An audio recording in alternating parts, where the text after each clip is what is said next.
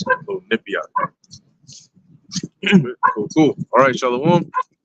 First and foremost, we want to give all praises, honor, and glory to Yahweh, Bahasham, Yahweh Shai, Bahasham, Rakak, Kodash. Double honors to the elders and the apostles of Great Millstone, and peace and blessings to the elect. And we're going to go right into it. As you can see in the title, false prophets. Okay. And, it's just like this this past week, man. It's just the Lord has just been letting them all out, letting them all out. And like we said, it's all part of this truth, this ministry anyway. But the closer we get to the end, the Lord is going to let it be more, make it more obvious who's teaching what exactly. Because from the outward looking in, you may say, oh, well, they all teach that the Israelites and so on and so forth. Yeah, but now the Lord is making a clear distinction, a separation, so there's no blurred lines, and everybody is on either way or either side. So when he comes back and he brings judgment, it's going to be clear that you can't even say, well, what we were teaching was like somewhat remotely close to. No. What you were teaching was far fetched, way far from the actual truth. Which, matter of fact, I think that's also in Wisdom of Solomon, the 5th chapter. It says that we reared ourselves in a way where there was no way, and the Son of Righteousness has not shined upon us. Okay, but you got it. All right, you can bring it up. Wisdom of Solomon 5 and 6. Therefore have we erred from the way of truth, and the light of righteousness hath not shined unto us. Yeah, and that's going to be revealed right around that time when the Lord says that, then shall it be known who are my chosen. Okay, because right now it seems like it's a matter of opinion. Oh well, I believe that I believe that these people are right. I believe these people are right. But ultimately, time will tell. Time is the ultimate truth teller. So when the time comes, the Most High is going to let it be known who are his true prophets and who are false prophets. And the judgment for false prophets is very grave. Because when you're a false prophet, keep in mind what that comes with, right? You're corrupting the word of the Heavenly Father, and you're coming in the stead saying that you are sent by the Lord when really you're not. Or matter of fact, no, you are, but you're sent on the left hand side really to deceive. Okay, it's going that. Yep.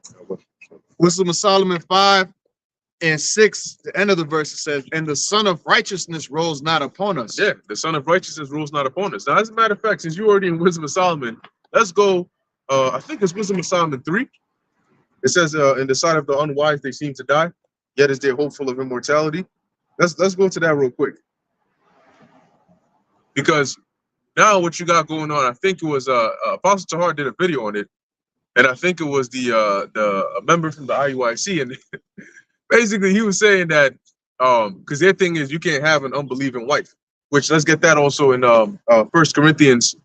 I think it's 1 Corinthians the 7th chapter. The Apostle Paul went into that, right, about having an unbelieving wife or a woman having an unbelieving husband. Okay, so they basically their thing is you got to cut off. You got to cut off your wife, after like 1 year or something like that. And the scriptures, and they went into, I think, Sirach. I forget exactly which one it is. Let me see if I can find it. But it talks about, oh, you know which one it is? I think it was 22. Let's see. It talks about observe the times. Oh, man. But hey, the Lord did say that you would have men walking after their own lust. Okay. Oh, it's actually 27. Yeah, 27 and 12. Yeah, let's bring that out real quick. And also, while you have that, hold 2 Peter 3. Go ahead. Sirach 27 and 12. So they're basically saying, well, I'm going to let you read it first. If thou be among the indiscreet, observe the time, but be continually among men of understanding. Right. So basically, the dude in the video, the IUIC, is basically saying that this is talking about your wife. So if you are among the indiscreet, which is your unbelieving wife, observe the time, meaning keep track. So don't go past a year. 27 and 12, saying that you can't be with her past a year. Once it's a year, you gotta observe the time. The second is that you gotta go. What part about that verse has anything to do with an unbelieving woman? The Most High doesn't care necessarily about the woman. And when I say that, I mean, if you take a look at Moses or David or all these different men, the Most High throughout history has always been dealing with the men. The men are the prophets. right? Proverbs 8, I believe it says, wisdom crieth unto you, O men. You know, it's my, you know, it's wisdom crying to. So the men are the ones that carry out the mission. Now, if you got a woman, you know, and she's doing right by you, what the Most High cares about is that you in the right mindset to do His work. That's what He cares about. Okay, like if you are you work for somebody, you know, and you come to work and you always doing what you got to do, your man, he don't give a damn about what business you got going on outside of work.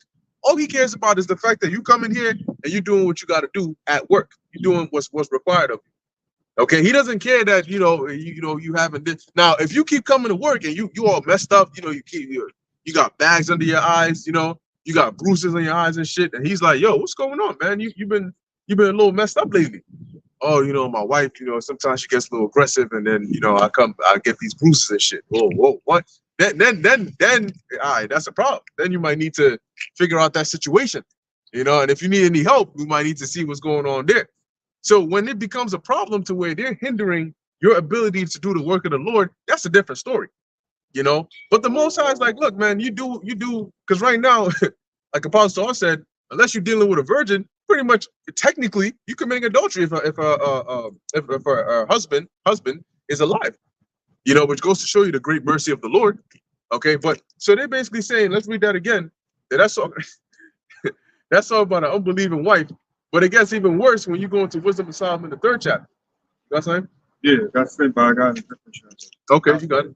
You want to read it again? Yeah. Sirach 27:12. If thou be among the indiscreet, observe the time, but be continually among men of understanding. Okay, so you got it, bro. Now I'm gonna read from verse 11, and even when you look this up in the GNT, it gives you like little subtitles, so you know each part of the verses is broken off, so you know this part is talking about something specific. So this part from 11, I guess it's going down to about 15. From 11 to 15, this goes into foolish talk. I'm gonna start from verse 11. Sirach 27:11 says, when devout people talk, what they say always makes sense, but foolish people are always contradicting themselves.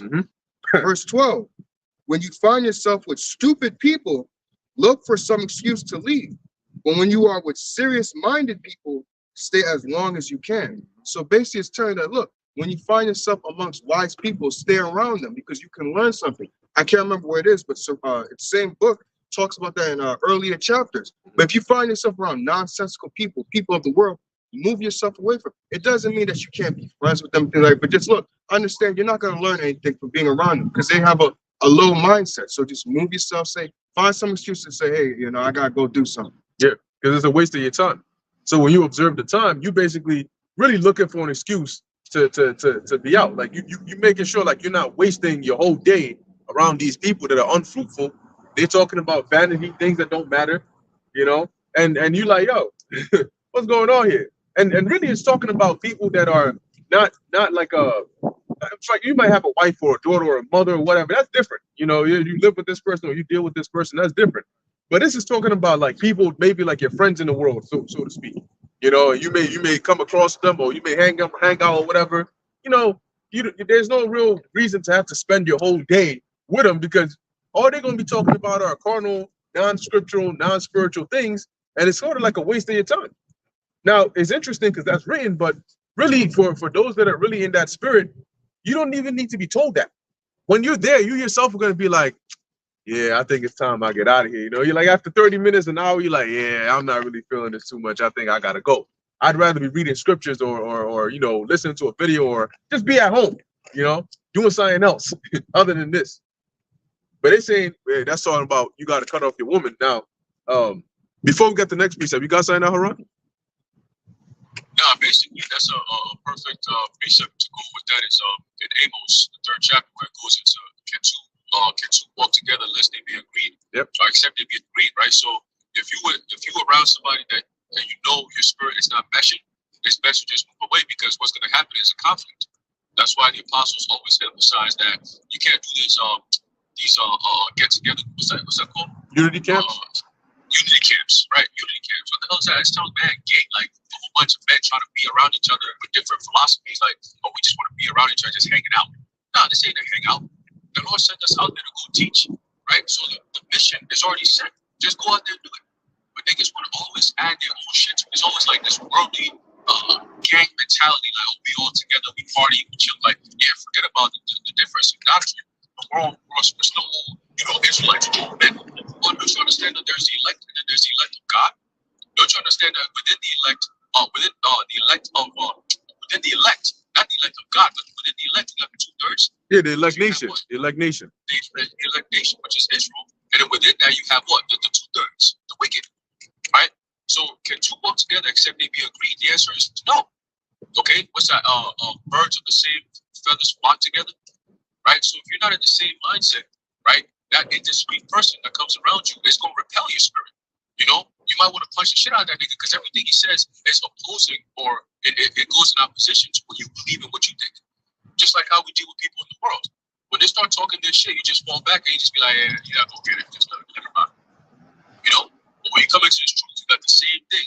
Niggas coming into this truth thinking it's just a hangout or it's just a gang mentality kind of thing. It's just, we just go along together. No, we can't do that. Man. That's why Yahushua kept on rebuking the wicked scribes and Pharisees for what? For hypocrisy. Because that is hypocrisy. Okay? Hypocrisy at its finest, man. So hey, I just want to just add that in there as well, that it all ties in. That precept has nothing to do with, having a wife. It's like wickedness, bro. Just making shit up as you go. Yeah. Just convince the simple-minded, right? Because you can't get the elect. And we come into that crunch time where the Lord is going to make that differentiation between who his true men are and who these phonies are, man. Okay, and it's going to come as a sign of what? Judgment. It's not just going to be, I just separated you. Nah, it's going to be judgment. Okay, heavy judgment. All right, for you false prophets. Yep. Okay. That's right. Yeah. Hey, because at the end of the day, like you said, now, technically speaking, a true unity camp, the unification comes in Yahushua, right? Because we're supposed to be the true body in Yahushua, not those demons. Okay, but a true unity camp, the unification comes in Yahushua. Not in anything else. Okay, it's not unity if you're teaching one thing, he's teaching another thing, you teaching another thing. Especially when it comes to teaching the word of the Lord, that's confusion. And the scriptures say the Most High is not the author of confusion. Because what's going to happen? Somebody's going to come up. They're looking at you all as teachers, and then they're gonna ask you, so what's the mark of the beast?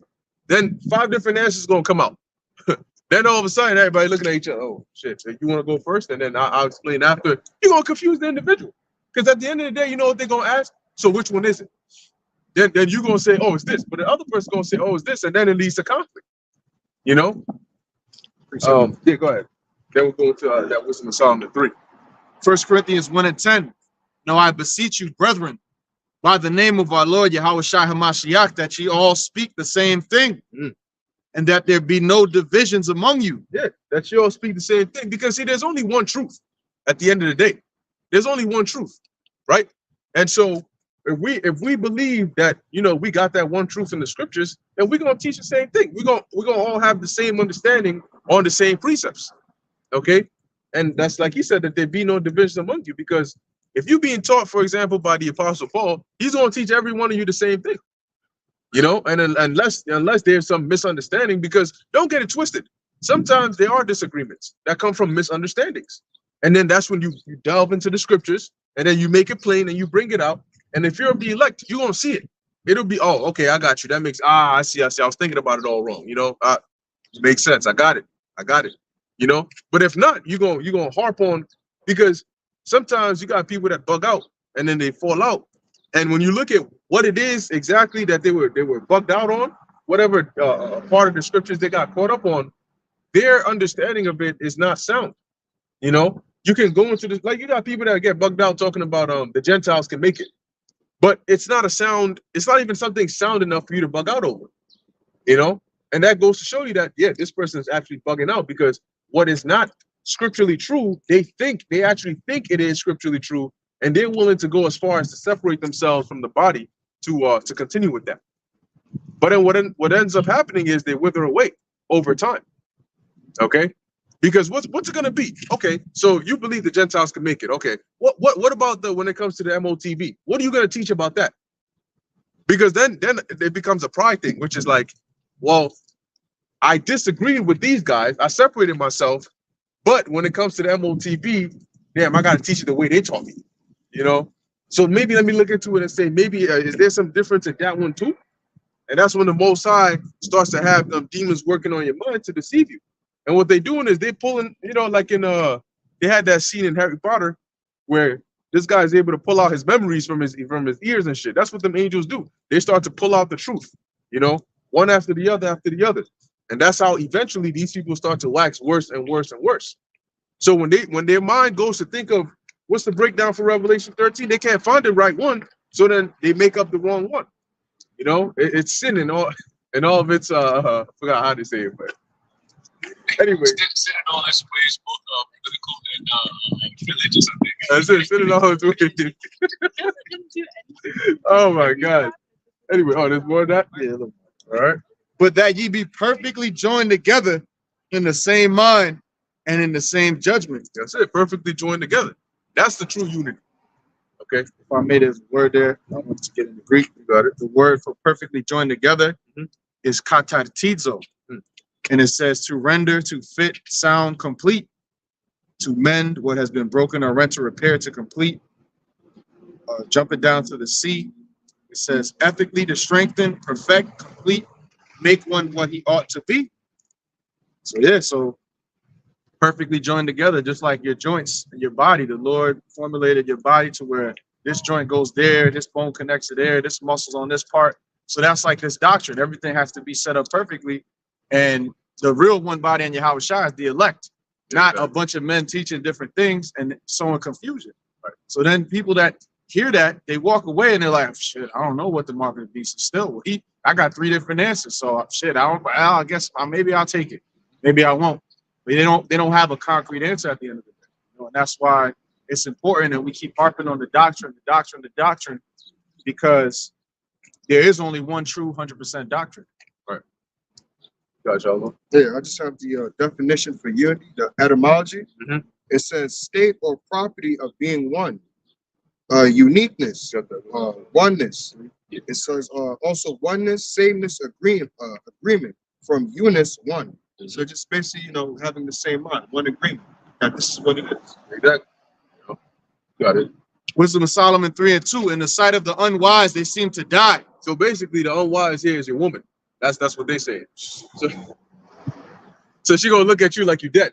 Because now I'm not making this up. You can go watch the video. This is what they saying.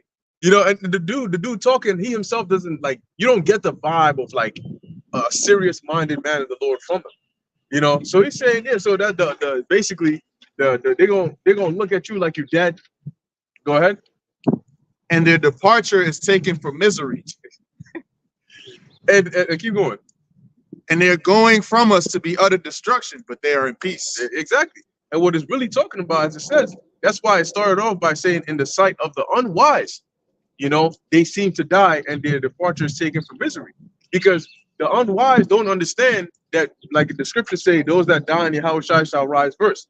They don't understand, as it says in Wisdom of Solomon, the 5th chapter, from the 1st verse or so, the importance of doing the work of the Lord. That's why in Wisdom of Solomon 5, it says that they're going to have that reaction of, how is he numbered among the children of God? Because people have the misunderstanding about how the Most High operates.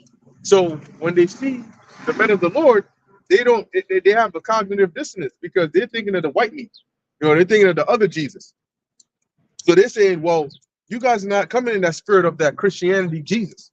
So you can't be men of the Lord. But that's because you don't understand who the true Lord actually is and what's his nature. Look, you know, people think that, you guys, you know, you're rough, or, you know, you sound harsh or use harsh language. Trust me, man.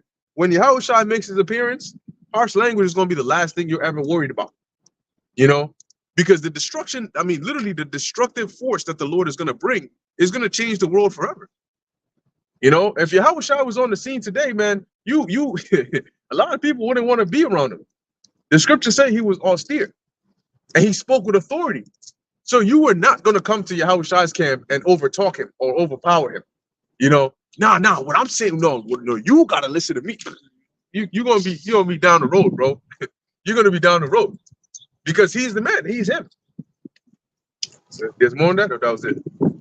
It says, and having been a little chastised, they shall be greatly rewarded. For the Most High proved them and found them worthy for himself. Yeah, and the Most High is the one who's going to bring that reward. Now, let's get, since it's tied in, well, 1 Corinthians 7. You want me to start at? Let me see what we got on here.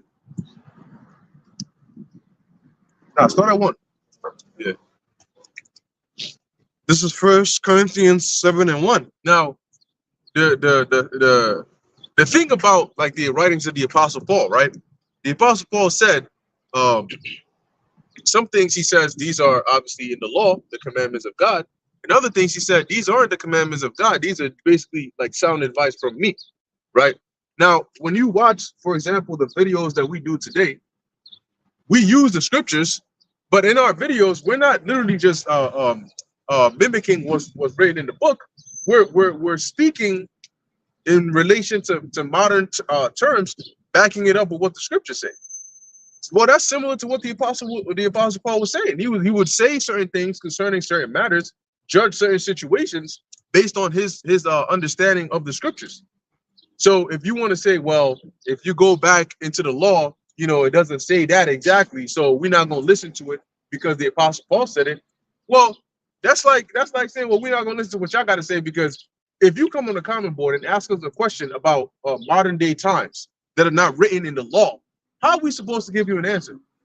We're going to have to use our spiritual gumption based on what we understand in the scriptures to give you a sound answer. Yo, they bringing this, they saying this, you know, should I do it or should I not? Just to add to your point, you know, for you have to have discernment, and the Spirit has to be working with us, because there's certain things that you're not going to get an answer. Like, okay, you know, like cocaine, for example. You know, it doesn't say specifically don't do it, but you got to know through wisdom that you shouldn't be touching that stuff. Right. Certain things you just got to have discernment through the Spirit and power of Yahweh Hashem Yahweh Shai. Another thing is, you know, like the brother mentioned earlier, cursing. You know, so-called curse words. You know what I'm saying? Like dropping the F-bomb, saying shit, you know, whatever. These things, there's not a law that says, oh, if you say that, you know, you're going to be destroyed and you'll be put to death. Because people added that on their own, you know, they just, in their mind, their moral compass, which is all messed up, you know, but here it is, they go and eat abominable foods. But then they look at us because we said shit or fuck, you know, or said some other word that offended them. But they'll be driving and stick the middle finger at somebody. Right. You know, curse them out and shit. Yeah. And then turn around and say, y'all using harsh language. Right. Just a very quick point. I don't know if they still have the movie ratings or the TV ratings when, you know, they show it. But back then, they should have explicit language, strong language. You didn't see cursing. Right. No, it said explicit or strong language. That's all. Yeah. And to the actual definition of the word curse. And I've seen this before, man. You got people, somebody just cut them off. You driving, you see somebody cut them off, and next thing you know, the window's down.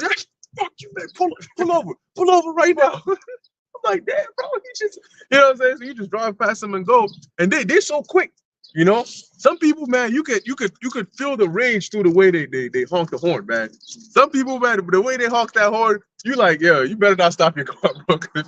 If you get out that car, you're done, you know.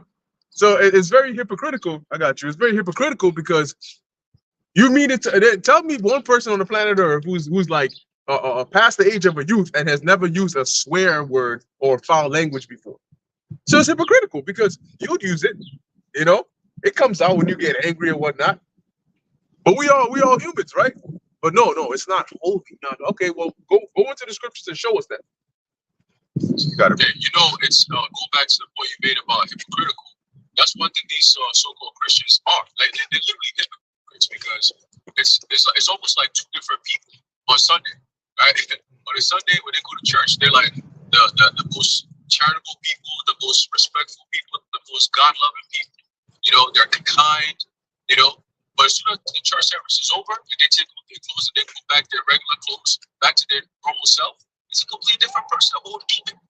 You'd be like, well, I thought you would go to church to repent and thank the Lord and all this good stuff. You come out here and you on the phone, and I'm giving you, and the things you're saying on the phone, man, like, who take you off like that? You know, when you hear these people in their private lives or even outside nowadays, it's public because of social media. People just do all kinds of shit and say all kinds of shit. But yet they come to us and say, oh, I had somebody said on one of my comments, one of the video in the comment board, and he said, oh, how you guys use foul language or something. when you're reading the Bible. And I'm like, you forget that we're in America. Like, what are you talking about? Foul language. America, the whole concept of English is a foul language. So when we speak in the English tongue, obviously it's not going to sound right in your head. But you read and say the most craziest shit. They come back to us and tell us, well, you shouldn't be saying these things when you're reading the Bible. Nigga, you don't know shit about the Bible. Go read the Bible first, and then you can come in and have a conversation. But you can't tell us all these things. All that, what's that? Political correctness bullshit. You know, that passive aggressive bullshit. You know, that what they call passive obedience. That's Christianity, right? The thing is, they know it's wrong, but you just turn your left cheek and with no knowledge, no understanding whatsoever. You can't go sit down to a super Muslim man and tell him, hey, listen, I slapped you, I came and bombed your city, so you just turn the cheek. He's gonna be like, nah, nigga, Allah will be coming right at you. That's You it. know what I'm saying? We're coming right for your neck. Bring down machete on your Go ass. tell them. What's that? So you're gonna bring down machete on your ass, and rightfully so. With his family and friends. Yeah. You know, it's a Sunday. This nigga gonna see him right after church. You know what I'm saying? That's what I'm talking about. You know, they don't play that shit over there. You know, but they go to their scriptures, they go to their Quran. You know, they do their thing. They're more diligent than so-called Christians. Yeah. Them dudes pray 3 times a day. You know, 5 times a day. I think something to that effect. You know, they pray a lot. So-called. You know, and they keep their religion like, you know, it's like to their chest. But you come to a Christian, they want to sit around and be all passive obedient, talk about, you know, God loves and Jesus, all that stupid doctrine bullshit. But with no understanding whatsoever. But yet they do the most wickedest shit. Most Christians are behind Planned Parenthood. You will notice a lot of people who do Planned Parenthood, they're mostly Christians, man. You know, because your doctrine is niche. You don't really believe in your doctrine because there is nothing to believe. There is no understanding with it. Okay, we were so-called Christians at one time before. So what happened? We can tell the difference between that bullshit and this truth. Okay? Just like all the other brothers that came from different walks of life. You know that there's a difference between the truth and this worldly walk of life, man. Okay, and Christianity, modern day Christianity is a product of modern day paganism. Going all the way back to the Romans, even further than that. The Babylonians and so on and so forth. All right, so until you do your research, you can't come up here and tell us shit, man. All right? Just wait for your judgment. That's what you got to wait for. All right? Yeah. You got it, bro. That's it. You got something? All right. This is 2 Corinthians 11:6. But though I be rude in speech, yet not in knowledge. But we have been thoroughly made manifest among you in all things. Hear that? Though I be rude in speech. That's a good precept, right? Because they would consider foul language rude speech, or even just your demeanor. You know, the way you talk, the way you deliver things. But like the Apostle Paul said, so them Christians would be quick to jump on Paul. Oh, Paul this, Paul that. Well, he just said, though he be rude in speech, he's not the nicest guy to talk to, yet not in knowledge. So are you here for his speech or are you here for the knowledge? Okay, which one is it? Because the speech is not what's going to give you salvation, is the knowledge. And an example is when you go to school, not every teacher that you have in class is going to be the nice one you can come and talk to. There's always that one teacher, typically the English teacher, you know, or the English professor that's always on some rude ass, like mean ass, like this guy, you know, he can never take, you know, he's always on some harsh ass type spirit. There's always going to be that one teacher like that. But guess what? He still got the job. Now, did he get the job because he was the nicest guy in the world? No. He got the job because he knows the content and he can teach it right. Okay? So you may raise your hand and you may get the wrong answer. He may say, no, that's not it. Put your hand down and don't raise it back up until you got the right answer. You may be embarrassed, but hey, if you follow the ways, guess what? You're gonna pass the class and you're gonna have some knowledge in your head by the time you leave. Because sometimes some people are just like that. The Lord didn't make everybody the same. So like the Apostle Paul said, though I be rude in speech, yet not in knowledge. And like going back to the comment that the dude left on your comment board, there's always been foul language throughout all the different time periods. They just sound different. Okay? Today, when you use foul language today, it sounds different than the foul language that was used back in the past. So when you're reading about certain scriptures, for example, and you read in certain contexts, it doesn't sound crazy to you because you're not seeing somebody say, "Oh, F you, mother effer," you know, or "I'm gonna whoop your ass, you little B-ass ninja." You're not gonna see that in the scriptures, but you'll see something that might be of the same equivalent. But because it's not in the same slang that you use today, you don't see it as that bad. Guess what? Foul language was used in the scriptures. when you call somebody a fox or a serpent, or a snake or that kind, back then they took that, they took offense to that. Like today, a female dog, the scriptures talk about that. A shameless woman shall be counted as a dog. Back then, they took offense to that as much as you would today if somebody came up to you and said, shut your jazz up, jazz ninja. Like, who are you talking to like that? So, use foul language. They used foul language back then. You got it in there. Remember when King David was talking to he was gonna slay the bull in his household. That's it. Remember how angry he was when he said, "Yo, I'm gonna go slay all the men that pissed against the wall." Right?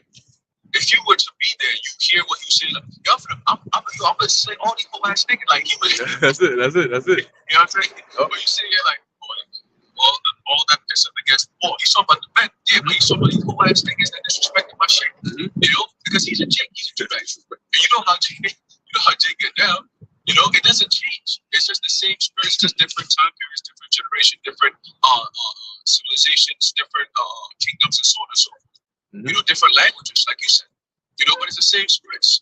Yep. So hey, I'm gonna slay all you whole ass niggas that just disrespected my full shit. What are you thinking with? I'm gonna slay this thing. This whole ass. And then the Lord said, "Listen, easy. Yeah, calm down. Now calm down, easy. But that's the same sentiment. Even Yahushua, when he went into the temple, what do you think he was doing? When he had all these people, you got just niggas, bro. Niggas just be niggas. What do you expect him to do? He came in there, he's turning tables, smacking niggas around, right? Nehemiah, pulling beers, slapping motherfuckers, you know what I'm saying? He's like, what the fuck y'all bitch ass niggas is on right now? Huh? What's going on? Y'all forgot y'all customs, y'all, what's going on? Smack niggas, So it's the same thing. You gotta bring life into the scriptures because we're the same thing coming back. The same things we do today. If it was documented 200 years later, you read it, you'd be like, oh damn, bro, that's harsh. Damn, bro. In a politically correct society, they were saying all these things damn in the streets. Like, was the kids pacified? Yeah, kids was pacified. They got cursed out too. They went, all right. We're not cursing our kids though. Everybody got cursed. But you got it, bro. That's it. Oh, Shalom, I knew he had that. But hey, at the end of the day, man, it is what it is. Because you know what? When all is said and done, the judgment shall sit. Like the scriptures say, the judgment shall sit. So all of that is not going to matter if you're starving to death. All hell breaks loose, and you get caught up in somebody's basement somewhere. They come to visit you every half hour type shit. All that is going to be. You trust and believe, man. All of that is going to go out the window when your life is flashing before your eyes. Okay. Fun. This is just to give you an account. Now you gotta, like the brother Aaron was saying, you gotta imagine, the atmosphere. So this is Acts 23. I'm gonna start from verse 1. The point is in verse 3. And Paul, earnestly beholding the council, said, men and brethren, I have lived in all good conscience before the Most High unto this day. And the high priest Ananias commanded them that stood by him to smite him on the mouth. So imagine someone just pull up, the high priest put him, slap that nigga on his mouth right there. And Paul heard that.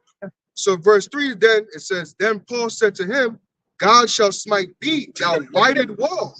So now for us, it's written in Old English, so it's like that whited wall. What does that mean? But that was like a disrespectful term, a disrespectful slang. So it's like, imagine today, like, oh, you just told him to slap me. Who the fuck is you? Get the fuck out of here. Most I'm gonna destroy your bitch ass. Get the fuck out of here, tell him to slap me. Imagine like that, like just using modern day terms. Salaki for my language. But I'll read verse 3 again. Then said Paul unto him, God shall smite thee, thou whited wall, for thou sittest. For sittest thou to judge me after the law, and commandest me to be smitten contrary to the law? I got something for you on that. It says here, I looked up what does that mean, the whited wall. Oh, did you have it? No. I was about to. It says whited. Well, here it says whitewashed wall is a. Yep. This is in relation to Acts 23. So it says here is a very literal translation of the underlying Greek. However, the idea behind the term is that of a dirty wall, which has been made to look clean, which apply to people, as in the case in this verse. It means a person who appears to look good but isn't. And then Yahushua said about the same thing with the cups. On the outside, you look white and clean, but on the inside, you're dirty. Yep. So imagine that today. You a hypocrite, nigga. You only act on the outside to be all nice shit. But I know what you be doing, the dirt on the inside. That's essentially what it was back then. Yeah. And it wasn't no like how you cannot do that. Like how you said with the Passion of Christ. Oh yeah. Like, oh nah, we yell like the same way we are today. We yelling, talk to each other, things like it's not no nice thing when Jake confront each other. Like, man, fuck you, get out of my face with all that bullshit. Mad aggressive. So it's the same thing back then. Yeah. Think about it. They wanted to put Yahushua off of a cliff. What did he say that made them put him like yo? Yep. Yeah, that's like today you call somebody a snake or a two-faced, because that's a white and walls is like that. You dirty, but you appearing to look good. If you're a snake, you appearing as if you honest or trustable, or trustworthy, but deep down inside you're really a snitch or op as they call them. So especially the way he said it, right? The way he said it was in response, and he was angry, right? So he said the Most High gonna smite you. You know what I'm saying? He gave him a piece of his mind. So, like I said, today it doesn't sound as bad, but back then, because remember, back then people took disrespect very, very, very heavily. What's this guy's name? Abishai. He was willing to take this dude's head off. I think it was Shimei. He was willing to take his head off for cursing at King David. He said, "Let me go down there and take his head off." Back then they didn't take disrespect lightly. Right. I forgot who it was. But he kept following I forgot the two characters' name, but he kept following the guy. He told him to back off. It was Abner and Asahel, right? And Joab's brother. And then he smote him in the fifth rib. It's like, Yeah. when you read that way, it's like, damn, like he just smote him just for fun. But it's like, yo, back then, it's like, yo, don't be pushing up on me like that, because like, what are you doing? Hey, did I Yahushua say that wicked scribes and Pharisees about how they were hypocrites? He was like, they whited sepulcher, but inside is dead man's bones. Yep. Right. So it's the same sentiment that the Apostle Paul was echoing. That on the outside, you got the nicest garments, right? You guys have the biggest groups and so on and so forth. But on the inside, you guys are corrupt as hell. You get to deal with the devil. You got mad money, right? Millions of dollars, and all you teach is bullshit. Yep. You're not teaching the words of the Lord. You know what I'm saying? You just out here on some corrupt ass shit, teaching shit like rain out precepts from Ecclesiasticus, talking about you gotta leave your wife after a year. Where is that in the scriptures? But that's all going to what? That corruption. When that corruption happens, what happens? You got the worms that eat the person up. It smells, it stinks, on the inside. And soon it becomes an odor that can't be contained, and it comes on the outside. And that's what's going to happen very soon. Yep. What happens after a decay? It becomes a destruction. Once you decay, you become destroyed. And that's what's going to happen with these kids. Just watch. You got it, bro. Yeah. What is that? It says, having a form of godliness but denying the power thereof. So they have the appearance, of godliness, of prophets of the Lord, but they're not actually exercising the truth in that. Yes. Yeah. Going into the scripture Aharon had mentioned.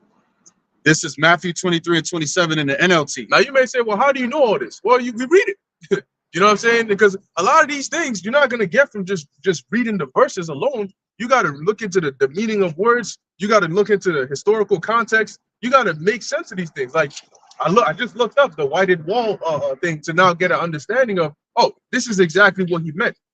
You don't just read the passage and Paul, the Apostle Paul says this, and then close the book and walk away.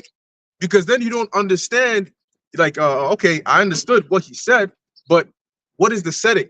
You know what I'm saying? Why did he say it that way? You gotta, like, the book that you put me on to, but you gotta understand the manners and customs. Like, I'll just give you a slight example. Like today, if I was to throw an apple at you, you wouldn't look at that as meaning nothing. Right. But back there in the Greeks, actually, that meant as a sign of love. You threw an apple at somebody. Look at that. See? And it changes too. It varies.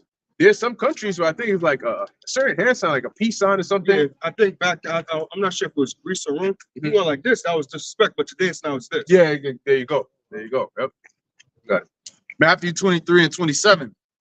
What sorrow awaits you, teachers of religious law, and you Pharisees, hypocrites, for you are like whitewashed tombs. Now, why were they hypocrites? They were hypocrites because they would tell you, you cannot do. A hypocrite is somebody that says, don't do this, but they themselves do it. Okay? So the wicked scribes and Pharisees, not just the scribes and Pharisees, but the wicked ones.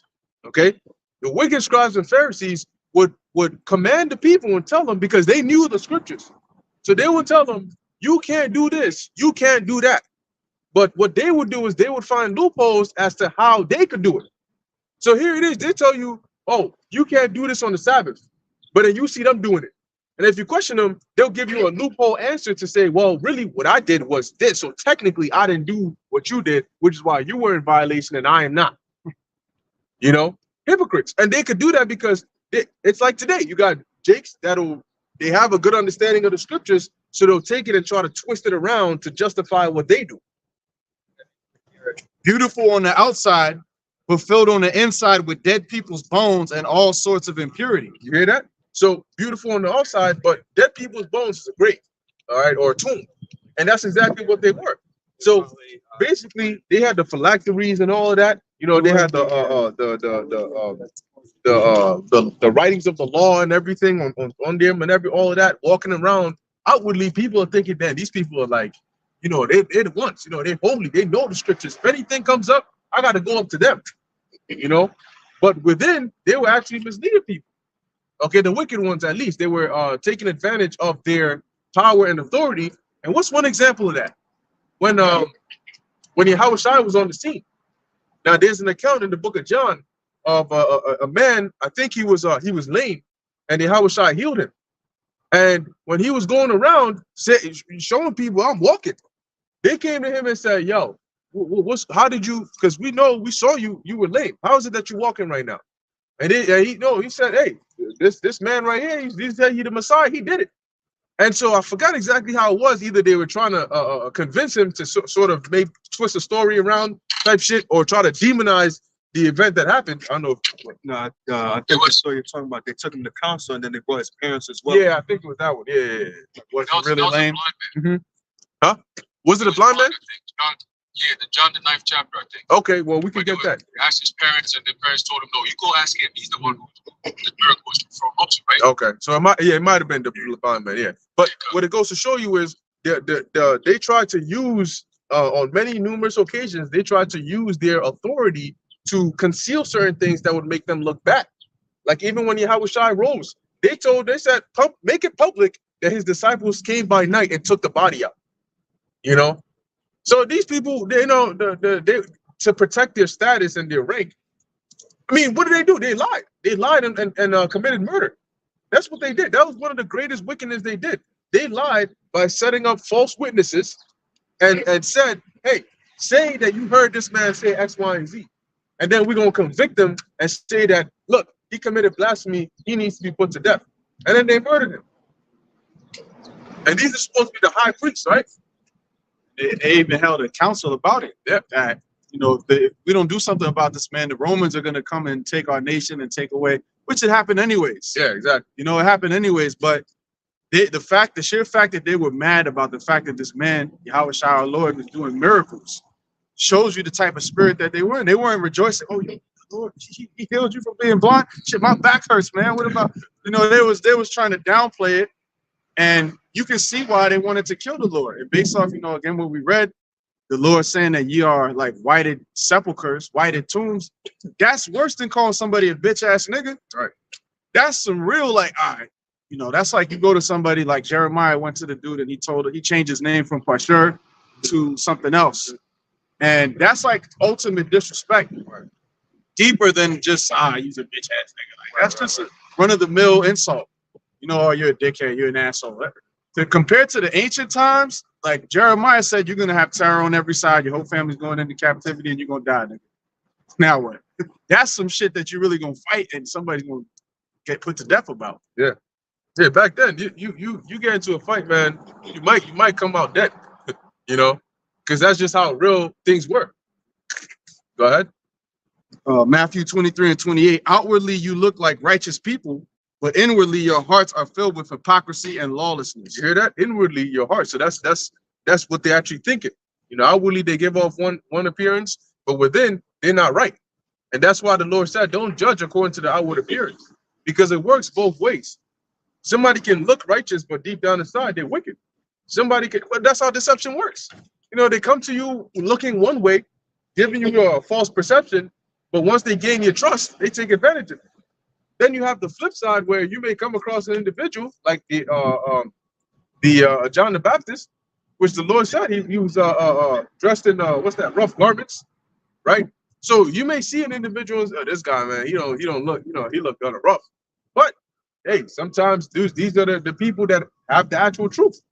You just gotta listen, you know. Two precepts I just quote. Scriptures say, and no marvel, for Satan has transformed himself into an angel of light. And Satan just means adversary. That's all.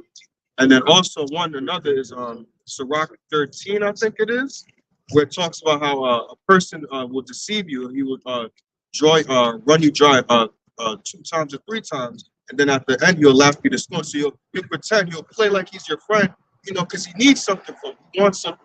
That's how deception works. They're deceiving, they're the adversary, but they can't make themselves look like the adversary. So they have to make themselves look like what? A good person, honest, trustworthy. A matter of fact, I was watching Godzilla versus Kong last night, and the guy who made the Mecha Godzilla, basically the whole premise. Well, you should have seen the movie, so fucking spoilers. But you should have seen it. It's like 2 or 3 years old. But basically, the guy who made the Mecha Godzilla, the villain of the movie, he was making Godzilla to seem like the bad one, because Godzilla is all about balance. Godzilla is basically, if you watch the previous movies, King of the Monsters, and the first one, anytime there's a bad Mudo that comes around, Godzilla would kill him, because what? They were bringing balance, like Ghidorah in the second one.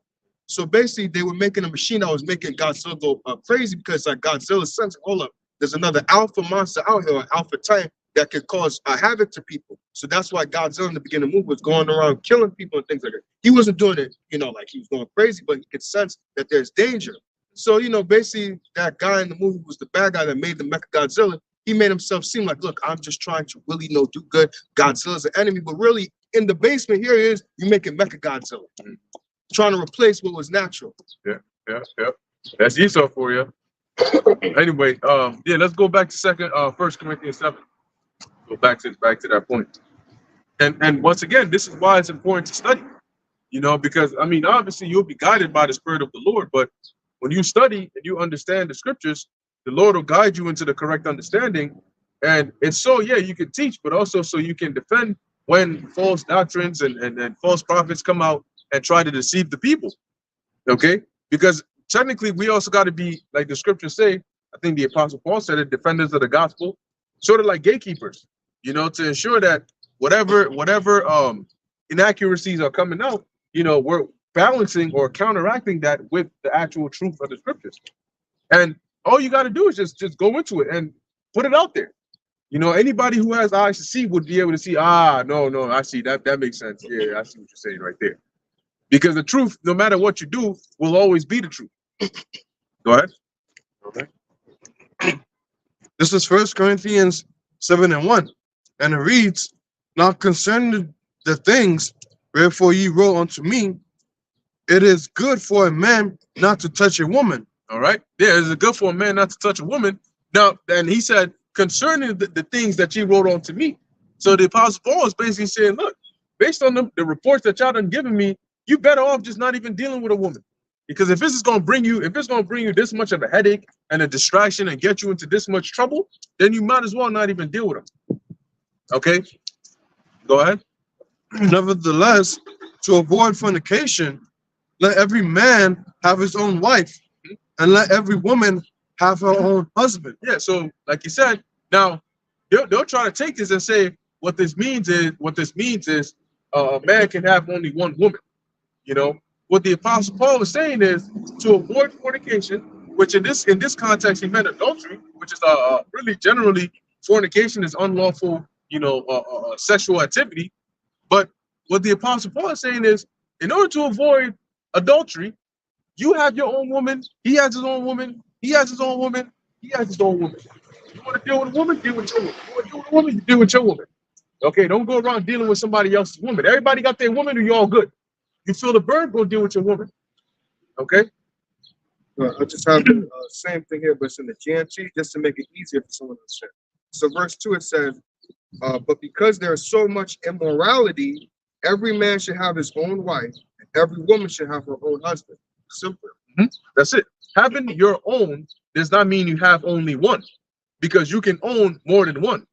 Okay, I can have 5 cars. Each of them are my own car. You know, oh, that's his car. Then I come next week with another car. Oh, that's his car. You know what I'm saying? I got my own car. I'm not driving your car. If I drive any one of those 5 cars that are mine, I'm still driving my car. I'm not driving anybody else's car. Okay. Just to add to your point, when the Lord gave the parable of the 5 wise virgins and the 5 foolish, we know obviously that's symbolic, but why would he give a parable of something that was wicked? If having more than one wife is wicked, why would he say that there was 5 wise virgins? Right. And he is the bridegroom that's coming to marry them. So he basically sanctioned it right there. You know, but we know it symbolizes the elect, obviously, but he's not going to use a parable of something wicked to symbolize him marrying the church. You know? Yep. Good point. So I just want to make a quick point. Just straight to the point. Where in the scriptures, without trying to twist up this precept and twist up that precept, where it definitively says a man should only have one wife? Find that in the scriptures where it says that, because when you search scriptures, it does not say at all. Now, if you go to Timothy and try to bring up that deacon and bishop, that's for men who are heads that, look, you have a high position, you have a lot of authority, you have a lot of stuff to deal with. It's best that you deal with just one woman. That's the only place we can find it. But that's for bishops and deacons. But for the everyday average individual, please show me where it says thou shalt have one wife. That's it. Yeah. Well, I mean, what you can find is accounts in the scriptures. Now, here's the thing. Why didn't the Most High would punish you for adultery, right? He punished, hold on one second. The Most High punished, he sent Nathan to come to David and basically, call to remembrance his faults. And that was adultery and murder. But David had multiple wives. King David had multiple wives, many children by them also. Why did not? Abigail was one. Yeah, Nabal's, yep. So why did not the Most High send Nathan to David and say, you know what, David, you done messed up. You should have been satisfied at your first wife, but you went and took this one.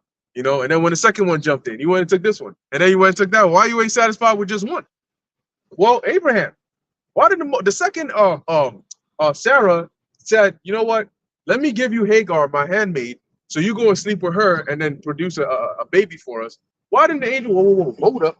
You know what I'm saying? Stop Sarah right there. What you think you're doing? You can't do that. You his wife, that's the end of the story. You can't have a baby, too bad. Why didn't the Most High stop him? He said Abraham was his friend. King Solomon, wait a minute. The Lord blessed King Solomon with great wisdom, knowledge, and understanding. He had 1,000 women. Wait a minute. Hold up. First off, why didn't the Most High come and say, you know what, Solomon, you had way too many women, and you're going to be punished for that? What was Solomon punished for? Or at least, what did he get judgment for? For going after these other gods. And you know what the Most High said? He said, your heart wasn't towards me like your father David. But why would he say that about David? David had more than damn near 3 wives. I was gonna say that same account with Nathan. He said, if you wanted such things, I would have given you such and such. Basically saying that, look, if you wanted, this is God, right? Now, Nathan is just the spokesperson for the Heavenly Father. So look, the Heavenly Father, Yahweh said, listen, David, if you wanted more women, I would have given you more women. That's from the Heavenly Father himself. Yep. He's just using his mouthpiece, but it's his words. Yep. Yeah, because that's how the Most High, set it up. Now, here's the thing.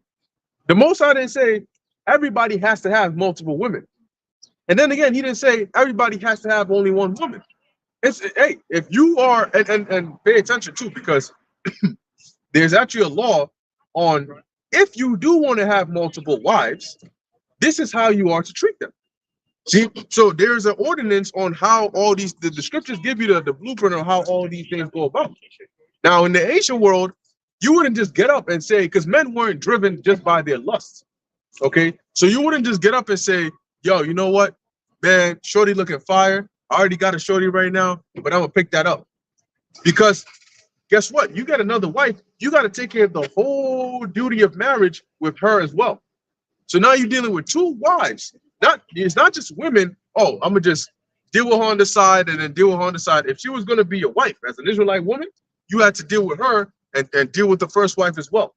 And you had the scripture say you shall not diminish, all right, aught from what you gotta do for her. It's your duty to please that booty times 2. You know what I'm saying? So you better be ready for that. Here it is, you got a long day of work. You just got home, you tired as shit, you trying to sleep.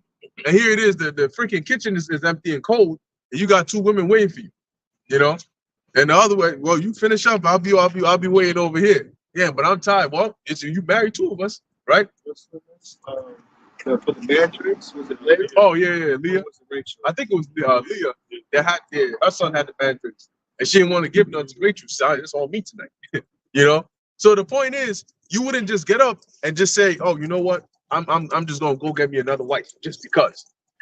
You better make sure you can take care of her. That's why in most of these cases, it was people that could afford it, right? Abraham could, King Solomon could, King David could. You know, they had the means to be able to do that.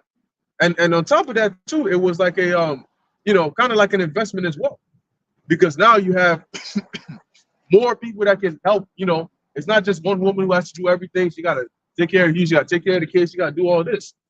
You know, so it's not just like you just get up one day and just do whatever the hell you want to do. With everything that you can do, there are ordinances on how you do it and how you don't do it. Okay, the scriptures talk about women being the weaker vessel. It doesn't mean you just go home and just kick her in the faces. You know, no. There are certain things you can do and certain things you cannot do. But today, people want to take the benefits and ignore the responsibility that comes with it on both sides, women and men. And that's why these concepts sound so horrible to people today, because they're like, I'm just supposed to be somebody's like side hoe. It's just it's just how things are set up today. Because what, like you were saying, men and their lust. So a dude will get a first check, but then have the side chick, and it's like, oh, well, I'm only gonna deal with this sometime, or you know, call me at this hour, call me at that hour. But she has feelings for you, she has lust for you, and things like that, because you've been dealing with her. So you can't just put her off to the side, and be like, nah, I ain't gonna do it. Or you're gonna get limited time. But my main chick, she getting all the time. You're just gonna get some time. You can't do that. Yeah, unless she's a concubine. She's a wife, you can't do that. And then I was gonna say something. The point that you made. No. The point that you made reminded me of something, but you know, it escaped my mind. But anyway, it'll come back. Just to add to what the brother said too, is they get this idea of like, you know, having multiple wives, that it's like some kind of rap video. We're gonna be living like Puff Daddy or some shit. You know what I'm saying? Definitely not him. Yeah, no You Diddy. don't want multiple wives. You want multiple husbands. No Diddy. You know what I'm saying? Or one of these famous niggas, you know, that got all these women, like Future, for example. He did a song with J. Cole, and J. Cole said, oh man, I'm doing it wrong. Future has 20 girlfriends. But ain't nothing in the scripture speaks about girlfriends. It speaks about wives and order and integrity and class. Right. The way Future is doing it is wicked as hell. Well, his future is missiles anyway. Yeah, his future is going to be destruction. Yeah. You know, it's the irony of his name, but the fact that, you know, the fact that he's sitting here bragging about all these women he got, but first of all, they all hoes anyways.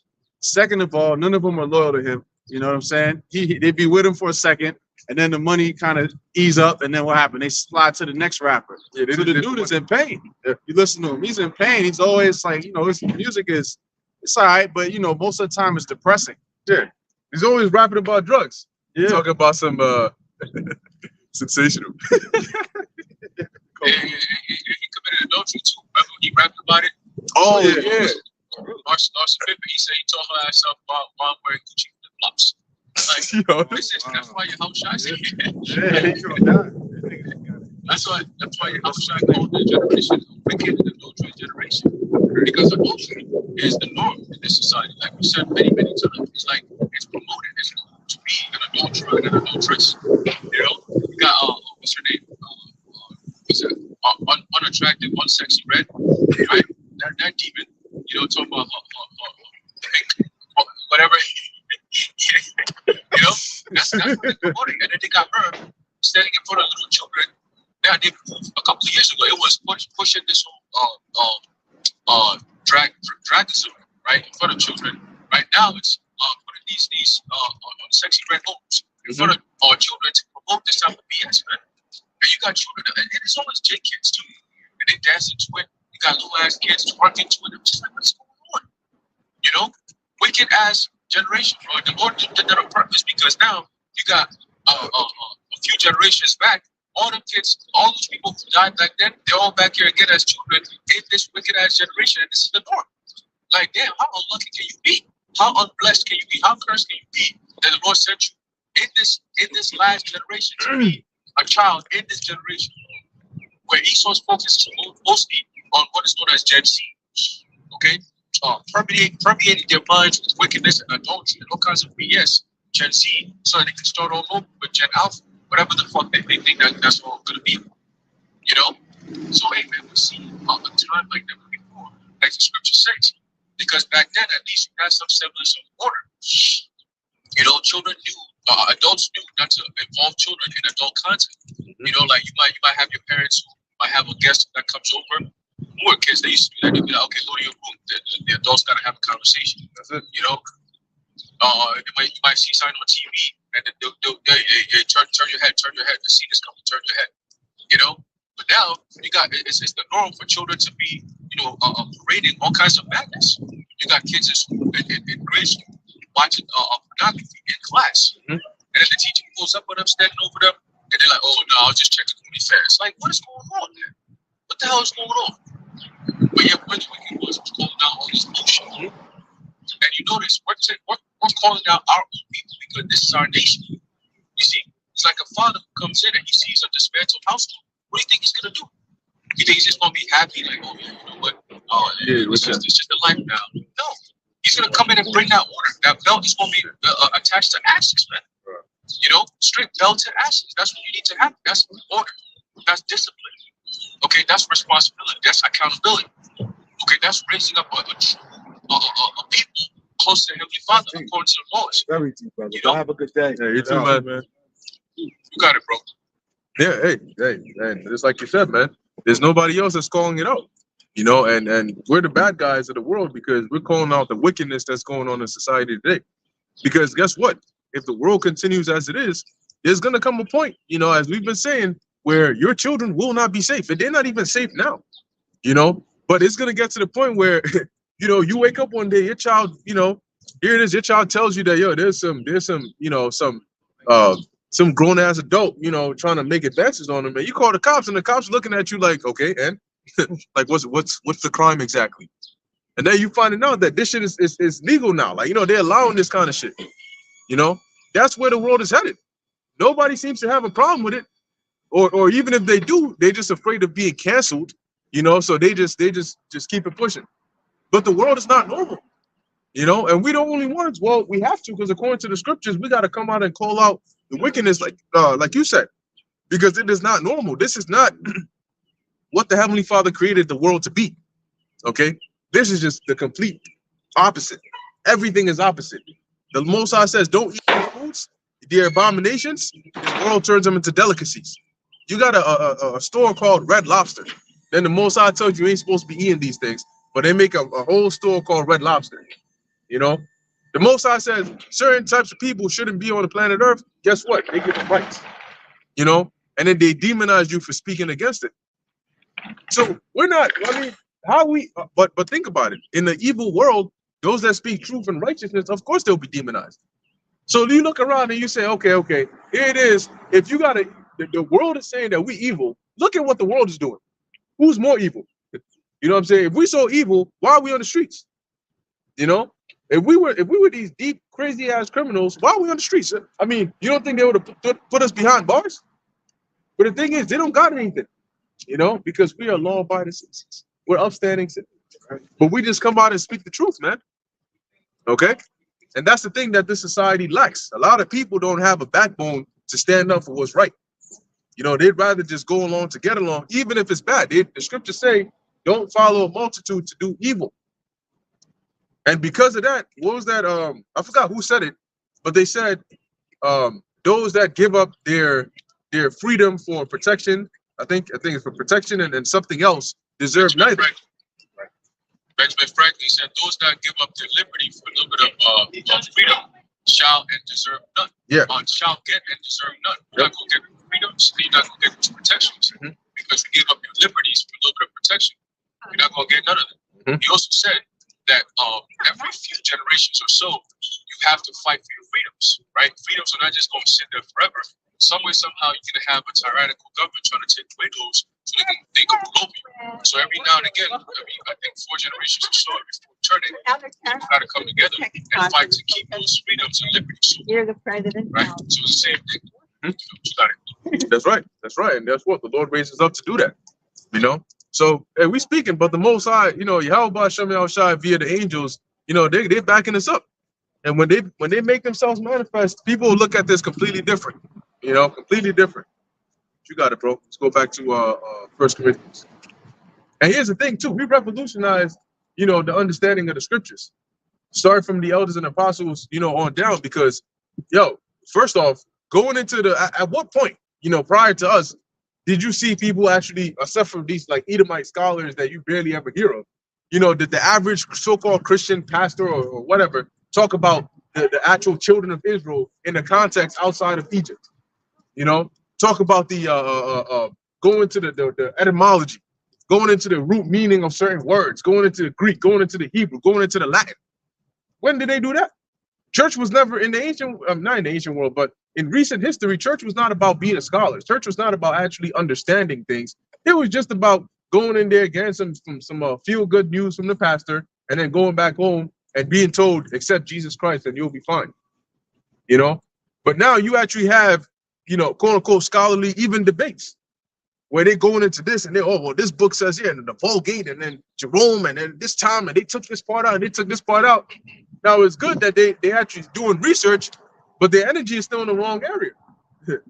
You know? Go ahead. This is book of 1 Corinthians 7:3. And it reads, let the husband render unto the wife due benevolence, and likewise also the wife unto the husband. Yeah, because when you remember, like we said, when you're married, you know, there are duties of marriage you got to perform.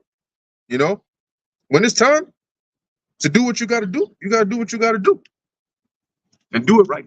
Go ahead. The wife have not power of her own body, but the husband, and likewise, but the husband, and likewise also the husband have not power of his own body, but the wife. Yeah, exactly. So basically, I want that time. You know, but basically, you know, you like it says, the wife have not power over her own body, but the husband, and vice versa. You know, so being that you in a marriage, when this go time, and it ain't the Sabbath, and he got to, you know, the husband is home, and you know he got to do what he got to do. Well, guess what? You got to bring it to him. Bring it into the bedroom. Go ahead. Defraud ye not one another, except it be with consent for a time. Yeah, meaning, and actually, there's more in that verse, right? Is it? Yeah. Okay, go ahead. Read that whole thing. That ye may give yourselves to fasting and prayer, and come together again, that Satan tempt you not for your incontinency. Yeah. So basically, what the Apostle Paul is saying by defraud not each other. Read that again, slow. Defraud ye not one the other, except it be with consent for a time. So basically, the wife shouldn't just get up one day and say, I ain't gonna give it up no more. You know, because then she's gonna be defrauding her husband, and vice versa. You can't just get up one day. You can't just get up one day and say, you know what, baby, you ain't getting no more feel goods anymore. Call it a day. Except it be with consent, except you both agree to say, you know what, and as it's gonna go into, for this period of time, you know, we're gonna abstain from having intercourse with each other. We're gonna fast, we're gonna pray, and then when the time is up, we come back together. So we all good. Now, why is the Apostle Paul saying that? Go ahead. That ye may give yourselves to fasting and prayer, and come together again, that Satan tempt you not for your incontinence. So incontinency is basically like a lack of self-control. Like you have that burning sensation. So what he's saying is, if you defrauding your husband, guess what's gonna happen? Satan's gonna come up in there and tempt him, because hey, there's gonna come a time where he's gonna get active, but because you are here, you know, not trying to give him nothing, this isn't an agreement. You haven't agreed to say, you know what, for this period of time, we're just gonna, you know, not do anything, but you know, when it's over, we do our thing. Guess what's gonna happen to him? I was just gonna say that defraud means to deprive. That's it. So guess what's gonna happen to him? Satan gonna get up in there. He's gonna say, you know what? I'm gonna go get it elsewhere. You know. Now, when it comes to the case of the woman, That's adultery. You know, and that's really the main focal point right there. Because if you're dealing with a woman, she's your wife, but you out here just treating her whatever, you're not really dealing with her and and giving due benevolence, and then she steps out on you because of incontinency, she's committing adultery. That is also why Yahweh Shai said that you cannot. You got it, bro. Matthew 5:31, it hath been said, whosoever shall put away his wife, let him give her a writing of divorcement. But I say unto you that whosoever shall put away his wife, saving for the cause of fornication, causeth her to commit adultery. So wait, is there more? Talk about Moses. I think that's in Mark. I think that might be Mark. Okay, so basically, when Yahweh Shai said it had been said, he was referring to the past, and what he was saying is that in the past, really, you're not supposed to divorce your wife, but because of their hard-headedness, Moses basically said, all right, you know what? For such and such reasons, you could give her a bill of divorce, and then you could go your separate ways. But Yahweh Shai is saying, this is not really how it's supposed to be. Once a man and a woman come together and are joined, except that woman, like it says, saved for the cause of fornication. So except that woman commits adultery against you, that is the only time that you can put her away, being that if she is your wife. Okay? So read that again. Matthew 5:32, but I say unto you that whosoever shall put away his wife. So if you put away your wife, it means you just say, you know what? Like today, they'll call it a breakup. All right, I'm not dealing with you no more. Right? Go on. Saving for the cause of fornication. And this is why, saving for the cause of fornication. So you say, I'm breaking up with you because you just annoy the shit out of me. Or because you don't like my favorite food or whatever, or your cooking sucks. Guess what? If she hasn't committed adultery and you just kick her to the curb somewhere, go on.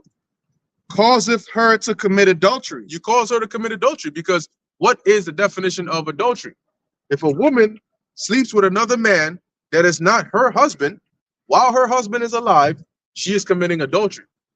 So when you say that, hey, I got tired of you, I'm not dealing with you anymore, and she's gonna go, especially like today's world, she's gonna go on a date with another guy, and she's gonna get DDT'd and RKO'd and power drivered and shit, in the bedroom. That's her committing adultery because you're still alive, and in the eyes of the Most High, you're still her husband. Okay, but now there's another man, plowing with that heifer. And this is why in the ancient world, you weren't just going to go around and see a shorty and say, I'm going to grab her up. Because see, in the ancient world, there's a law that says, if you see a woman, put it this way, if a man takes a woman, right? He sees a woman, this woman is not promised to anybody, she's not married, he takes her and by force, he lays with her, so he pops her, that means she's a virgin and he just took her virginity by force. Guess what? That dude has to go and pay the father 50 shekels of gold, and he has to marry that woman. He can't just say call it a day. No, he has to marry that woman, and she's gonna be his wife for the end of until God knows how long.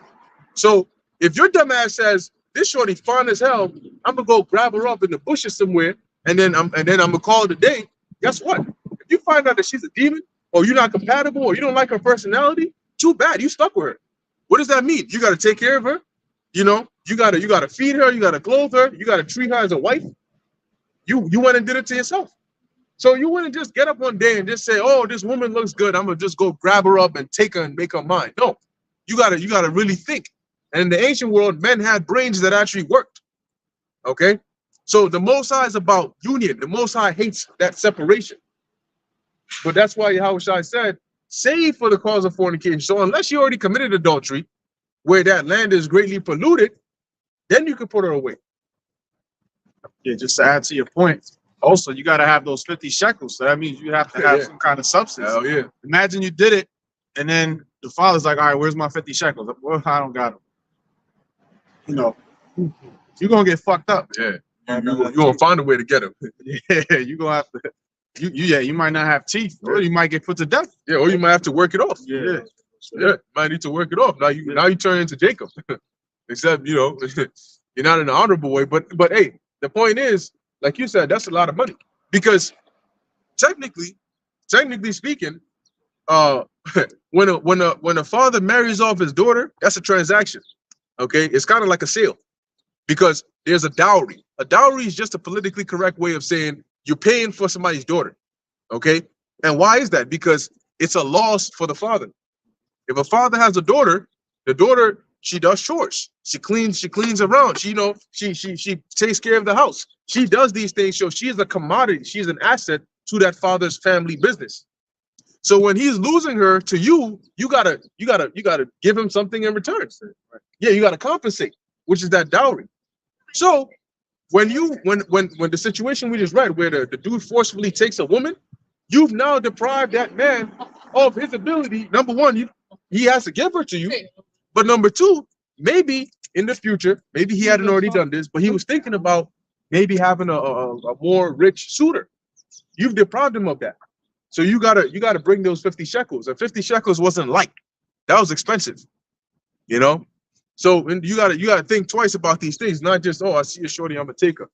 So the Most High, like I said, he ain't about that separation like today. You know, you just like that's that Plato's utopia. You know, I'm tired of this chick, we break up. Why is there, you know why the concept of exes is always coming up? Because the natural order still exists. You know, the dude always, his ex is always about the ex. The ex is back in the picture. Yeah, because technically, if she was a virgin when you met her, you still married. Today, they try to override that with, oh, we broke up, we're not talking. What the fuck is that? Now you talking to somebody. It went from dating to being in a relationship to just talking, ways to justify adultery. Yeah, another point the Spirit hit me with too is reminded me of the scripture in Sirach where it says to keep her in straightly, right? Because you don't want your daughter just out there wandering, so that could happen to her, and that's another reason why these women rebel against that, the true understanding of the scriptures, because then they don't have liberty to do the shit they wanted to. Got abroad. Yeah, you're your father's possession, you're his daughter, so you should be really sticking close to home. If you got something to go out there and do, women in the ancient time, it was just out there willy-nilly walking around. That type of shit could happen, right? So you got to be kept in straightly, kept in protected. You can't just be wandering around and doing all types of madness. I got took. What the hell was you out there for? Exactly. You shouldn't be out there just out there freedom to gather abroad. And that's why they don't like the true understanding of the scriptures, because now they're freedom. Now they have to be back in shackles to this truth. Back in shackles to their father's house before they find a husband.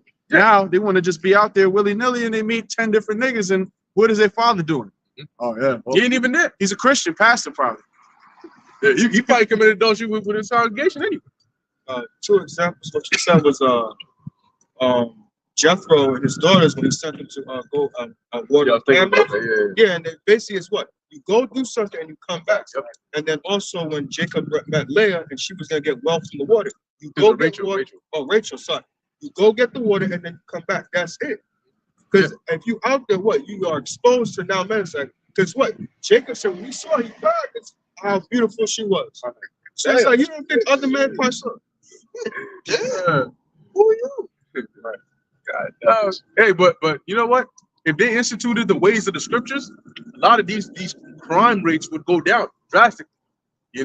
Rape would go down to tenfold, because now you're saying that if your daughter's leaving, she's escorted. You know what I'm saying? She's leaving. She's back before the sun goes down. You know what I mean? Or she's taking care of the house. She's at home.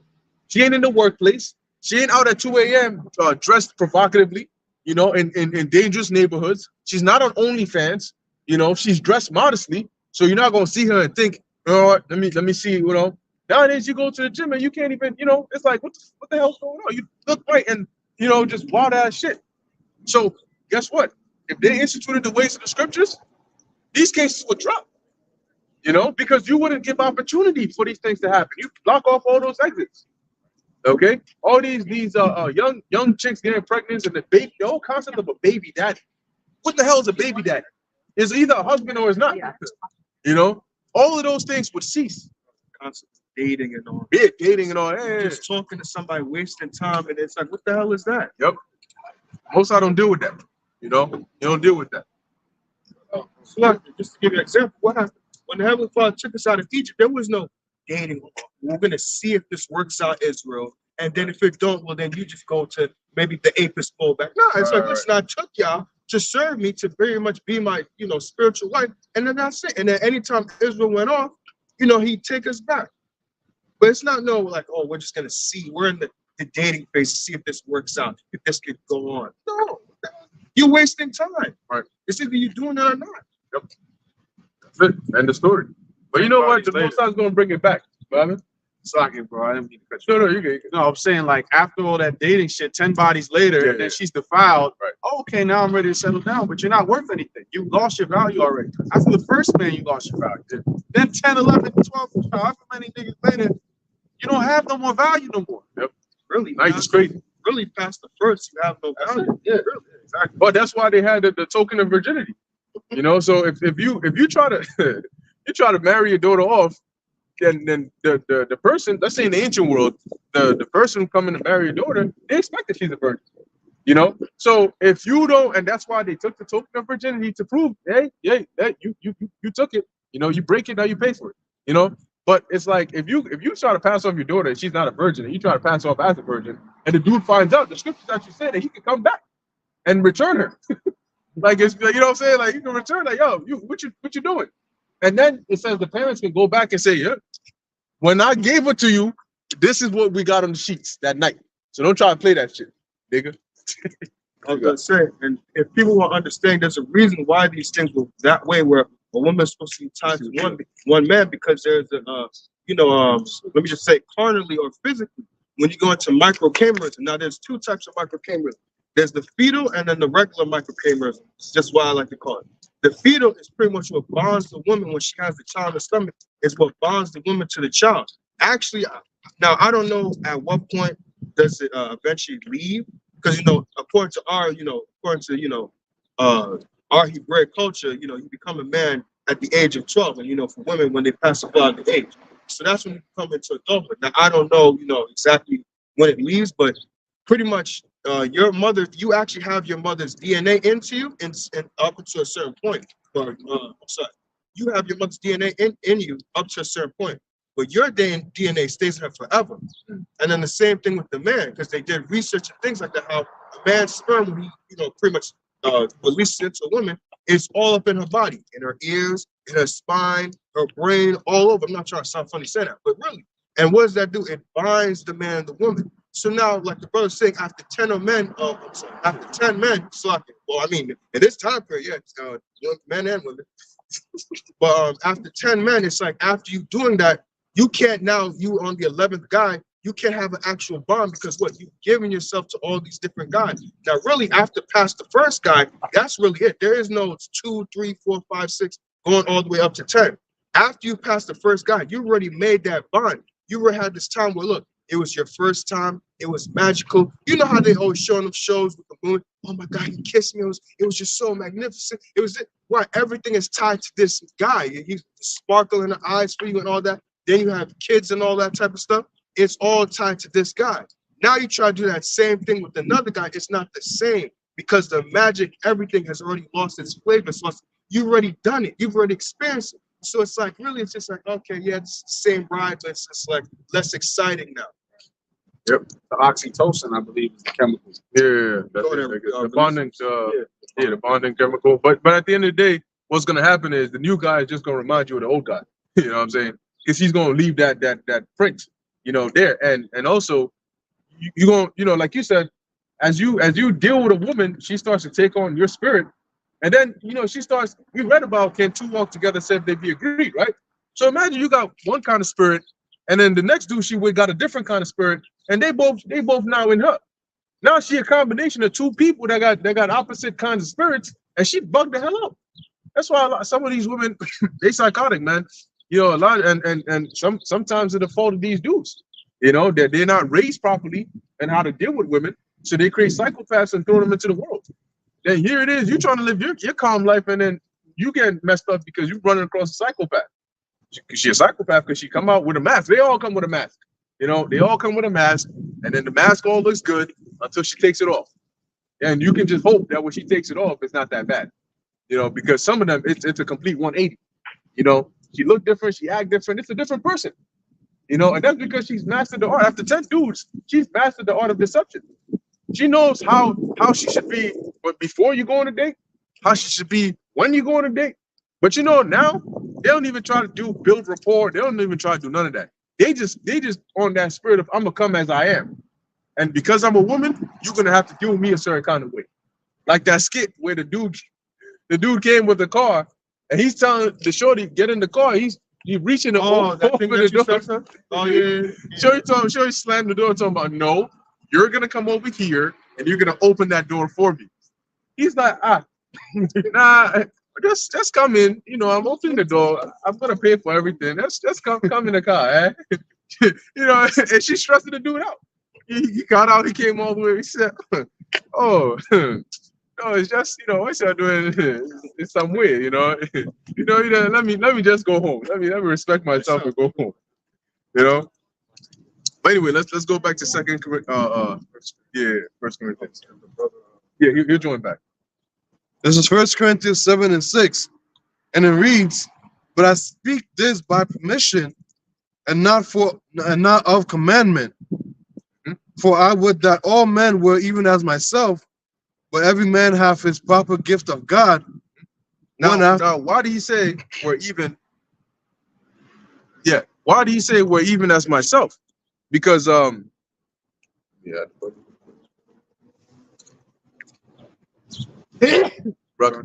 because the Apostle Paul was a eunuch. Now you got different kinds of eunuchs, right? You got like a eunuch who's been made a eunuch, you know, in the sense that he has his rod chopped off. Like what are them people in Game of Thrones? I forgot their names. They got a certain name for them. Dothraki. Yeah, like Dothraki, right? So typically, if you had like a king, most of the time in the ancient world, like one example is Xerxes.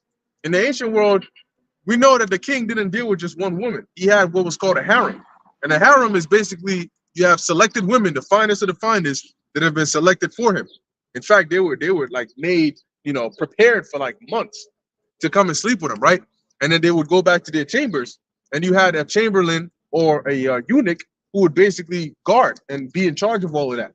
So obviously, to make sure that the eunuch wasn't, you know, doing things he wasn't supposed to be doing, they chopped off his rod, you know, so he couldn't. He was done. So you had men that were made eunuchs like that. You had a case of an Apostle Paul's eunuch where he's a spiritual eunuch, meaning he was fine, but he didn't deal with women because he was so busy, you know, doing the work of the Lord. So what he's saying here is like, you know, he would that you would all be like him, to where, you know, like he mentioned in the first verse, you're not even dealing with women. You're just so focused on doing the work of the Lord. But like he said, this is not a commandment. I understand everybody's different. We all got different roles to play. Go ahead. One after this manner. Oh, because I forgot where it was, maybe in Galatians or so. But he said, think it's not that I can also lead about a wife, you know, like the apostle, like he said, I think he said Cephas or James, you know. So that tells you that they had wives. Now, can you imagine their wives? Here it is. You go out, you're doing the work, right? Your wife knows you're a fisherman. So you go out at this time, you go, you bring in, and them fishermen, man, they made money. Okay? Don't set trip. Fishermen back then, they made money. Because you go out there and you catch all that fish, guess where it's going? To the market. People got to eat, right? So you always making money. But imagine that. Here it is, you a fisherman, and then Yahweh Shai comes and says, you come and follow me. Now she barely seeing you because you always with him. You know, everywhere he goes, you there, you there, you there. She's like, man, I lost my husband. You know, but hey, it comes with the territory. Right? And another after that. I say therefore to the unmarried and widows, it is good for them if they abide even as I. But if they cannot contain, let them marry, for it is better to marry than to burn. Yeah, so you're saying, you know, it's good for you to just stay single and focus on the work. But if you can't concern, you get that burn, you know, you need it, then marry. You know, get a woman, get a man, you know, if you're a woman, and you know, no Diddy. You know what I'm saying? And do what you gotta do. Don't be turned to no Fleece Johnson out here. And that goes to show you, man. Look, in the scriptures, man, there was no talk about jail. You know, you committed this crime, so I'm gonna throw you in prison. No, every crime had a penalty that was put on the spot. Some of them, you know, you lost your hand. You know, some of them you had to work for this, or you had to do this, or you were put to death. You know, They ain't know I'm gonna throw your ass in jail. If you were isolated, there was a certain area, like you got leprosy, so you were put in a certain area. But now they throw your ass in there, what they call incarcerated, and then them dudes are going in there, coming outside sodomites. You know, they going up in there. A lot of them episodes of you watch like Beyond Scared Straight. You go up in there and there's some big ass brolic dudes, and it's like, what the hell's going on? That's how you get them Fleece Johnsons and shit. You know, so really in this society, because of the way Esau structured it, you know, it's causing that manifestation of the demons over in there. Now what some of them are doing is they get so tired of it, they saying that they're gonna identify as a woman and get sent over to get transferred to a female prison. When you go to prison, you know, so they getting transferred to the female prison, and then they wondering why all of a sudden the female inmates are popping up pregnant all of a sudden. You know, because the dude is clearly a dude, but he identifies as a woman. So you're gonna put him in his cellmate is gonna be a woman? What you think is happening there? And then on top of that, they got a I was reading an article, they gotta close down some jail because they said that the workers in there are doing things to the inmates, you know, harassing them and all that type of shit. So they gotta close down that jail. Go ahead. Oh wait, Oh no, I was gonna say, one of the things that you mentioned about the laws back then, but basically I was gonna chop off the hands. But I believe with the woman, yeah, if she had touched a man's private grab the part, secrets. if they're in a fight, you gotta take off the hands. Now, if women hear that say, like, I'm a woman, you can't. Oh, it didn't matter. Back then, it didn't matter if you woman, if you did something like that, your hands just get taken off. Yep. Can't do that in the fight. You know, you don't bite, but I'm biting. Go ahead. Verse 10, and unto the married I command, yet not I, but the Lord.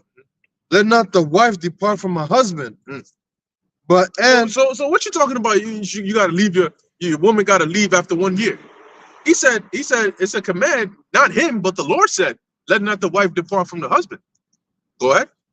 but and if she depart, let her remain unmarried, or be reconciled to her husband. Yeah. So if she separates herself, or you know what, I can't take this anymore. She can't go deal with another dude. She got to remain single. You know, either that or she got to come back to her man. But she can't say, oh, I'm taking a hiatus. You know, I'm going to Miami for girls' night out or some shit. No, you can't do none of that. Now, what happened when Aaron and Miriam made fun of Moses because he had married an Ethiopian woman, as they said? The Most High came down and he basically ripped them a new one. Wait a minute though. They said, hey, you went and married an Ethiopian woman. She's not even an Israelite. What you think you're doing? And the Most High dealing with you? And the Most High came down. Why didn't the Most High say, you know what, damn, hey, they kind of got a point there, because he set it up in the first place. Now everybody knows about Moses. You know, he was the Most High's, the Most High's man. So what was going on there? Go ahead. And let not the husband put away his wife. And the Apostle Paul said, this is what the Lord said, not me. So what's going? Do we follow the words of the Lord, or do we follow the precepts of men? They must have missed this precept, because it literally says, let not the husband put away his wife. Nah, brother, you got to leave your wife if she doesn't believe after. It didn't say whether only if she believes or only if she doesn't believe. You gotta leave her after a year, or you gotta leave her after X, Y, and get a new one. Go ahead. Because look, man, women are people too.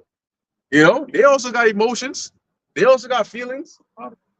Yeah, well, yeah, you know, they also pray to the Lord. Look, the Most High has a priority system, but it doesn't mean that he just doesn't care about anybody else.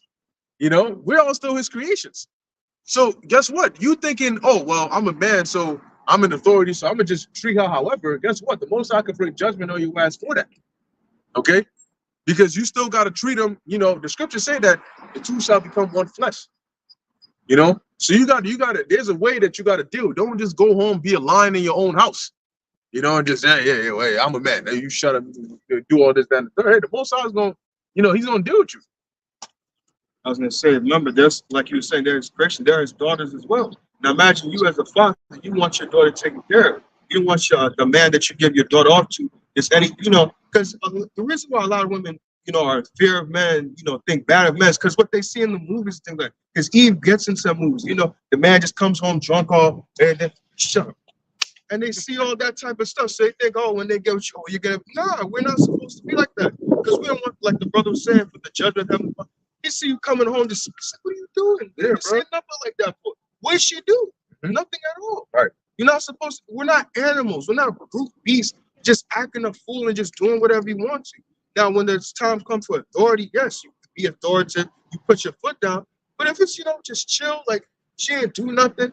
They're emotional creatures, very emotional, very feely and all that. But that's how they are. You got to understand what you're dealing with, so that way you can gauge the situation appropriately and lead her, guide her the right way. You can't just fucking emotions. She's an emotional creature. That's how they're designed to be. Yeah, that's like if the Most High, here it is. You wake up one day and you wake up to a lightning strike, just because the Most High felt like it.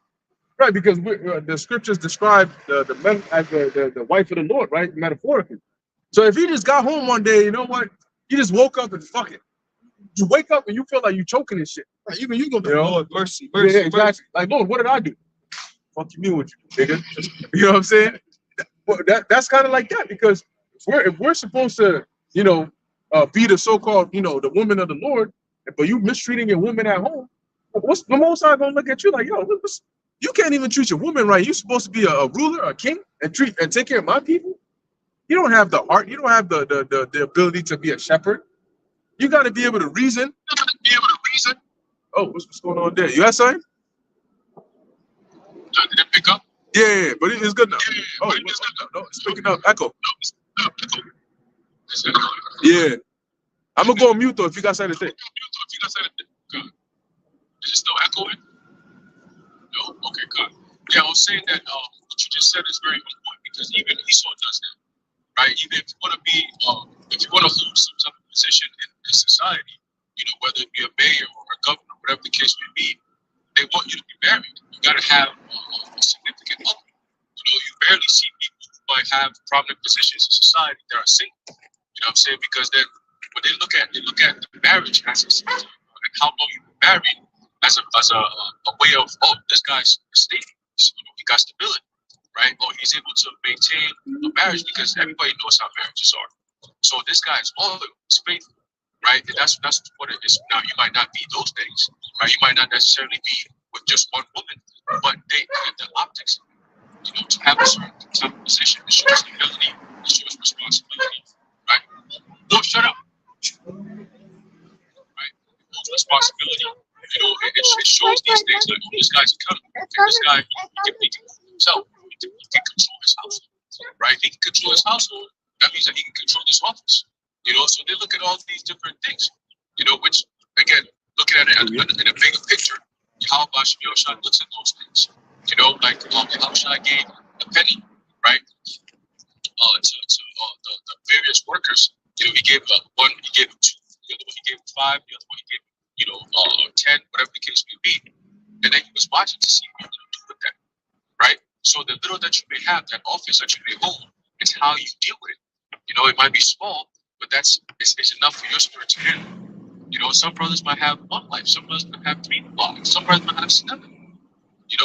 However much you have, it's how you handle it. What I'm saying? You're going to have the troubles, that's all that stuff. But guess what? In order to look at it, he's looking at your performance on the battlefield, which is the work. He could take all the women away from you just to see how you handle it. Or he give you a whole bunch of women. You got a rotation 24/7, like damn. And how do you handle that on the battlefield? This is what the Lord is looking at the most. But I just want to tie that in with that. Esau also does the same thing in terms of, you got a wife, okay, let me watch how you move with that. The show side about this guy. But you got it, bro. Yep. Luke 16:10. He that is faithful in that which is least is faithful also in much. Ooh. And he that is unjust in the least is unjust also in much. There you go. So yeah, so the way that we deal with, that dealing with unrighteous mammon, everyday goings and comings of your life, which is unrighteous mammon, is dealing with the money, finances and things like that, but also applying it to how you deal with your family, how you deal with your woman, how you deal with brothers, how you deal with coworkers, how you deal with everyday people. The Lord can be looking at how you deal with the deli worker, that you interact with. You walk around like everybody ain't shit because you got the truth.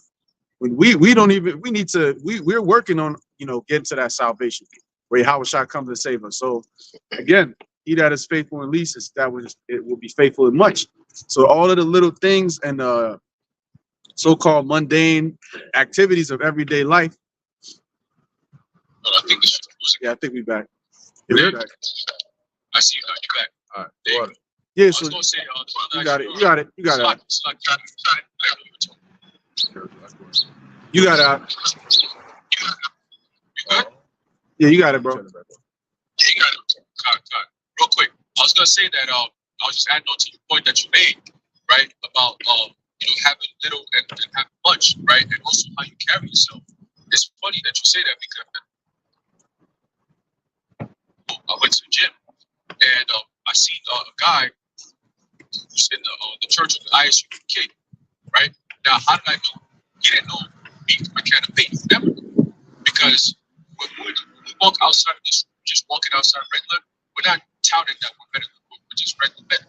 You know what I'm saying? The least thing you want to do is to attract attention to yourself. So if anything, you're an order. God, Lord. The way you drive is different. Like, you try to stay out of trouble. Ultimately, so that the ministry is not blameless. The ministry to keep the ministry blameless. You don't bring blame to the ministry based on your actions, right? So I'm walking to the gym, and right as soon as I'm checking in, I see this guy with some big fat black dude, right? And he had all black, and he had a jacket. On the back of the jacket was a nice leather jacket, and it was written big bold letters, ISUPK 144,000 and like blah blah whatever. And he got a big ass line in the back of it. And he got his hair like an afro, and part of it is tied up, and part of it is hanging out, right? He got some pants that's sagging, and he got big ass tits. I'm looking at him. I remember just watching this guy, and I'm just like, he's standing there like walking like a fat dude, just walking nice and slow, like, yeah, I run shit here. And I'm looking at him like, yo, this is crazy. Like, dude, you're in the truth.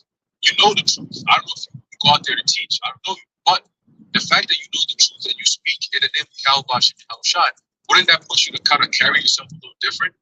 You see what I'm saying? So I was thinking about it like, damn, like, just two different churches, two different spirits. I see him, I recognize him, but he didn't recognize me. He would never recognize me. He saw me as just a regular person. But I saw him right away. I said, oh, this guy's from ISUPK. Most people will see him and be like, who's this guy? Like, he comes off crazy. But when when I saw him, I said, oh shit, that's ISUPK. And I started reading his spirit. I'm like, yeah, this guy, what's going on with this guy? He looks like somebody who looks worse than somebody in the world. Why do you present yourself that way?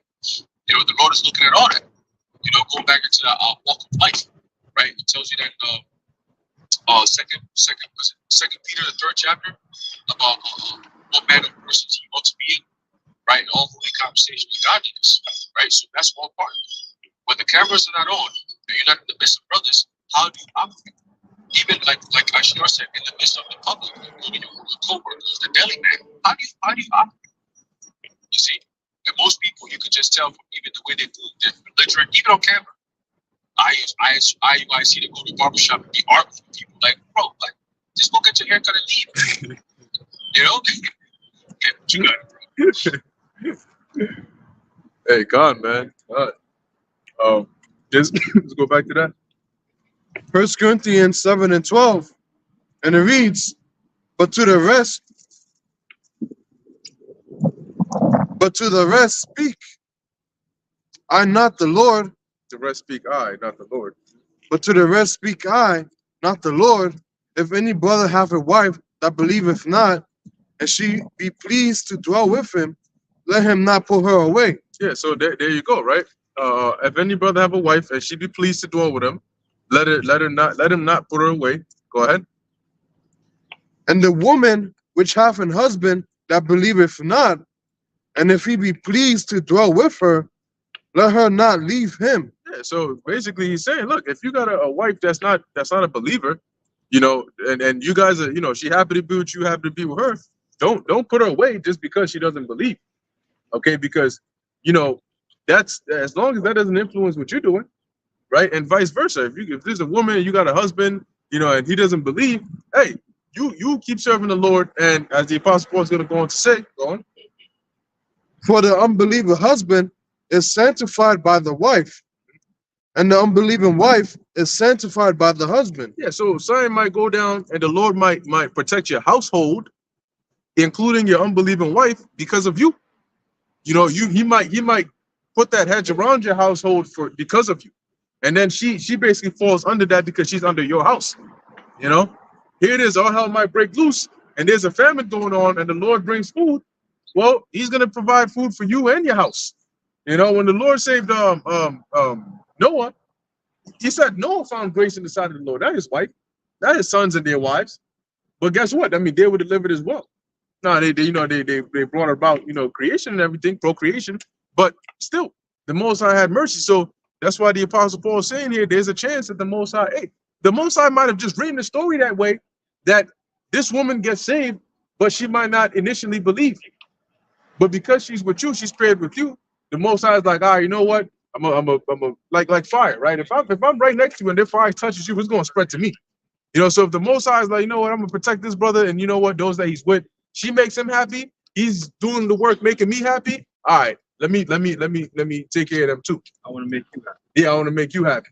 You know, so I got you. You know, and her and your kids too.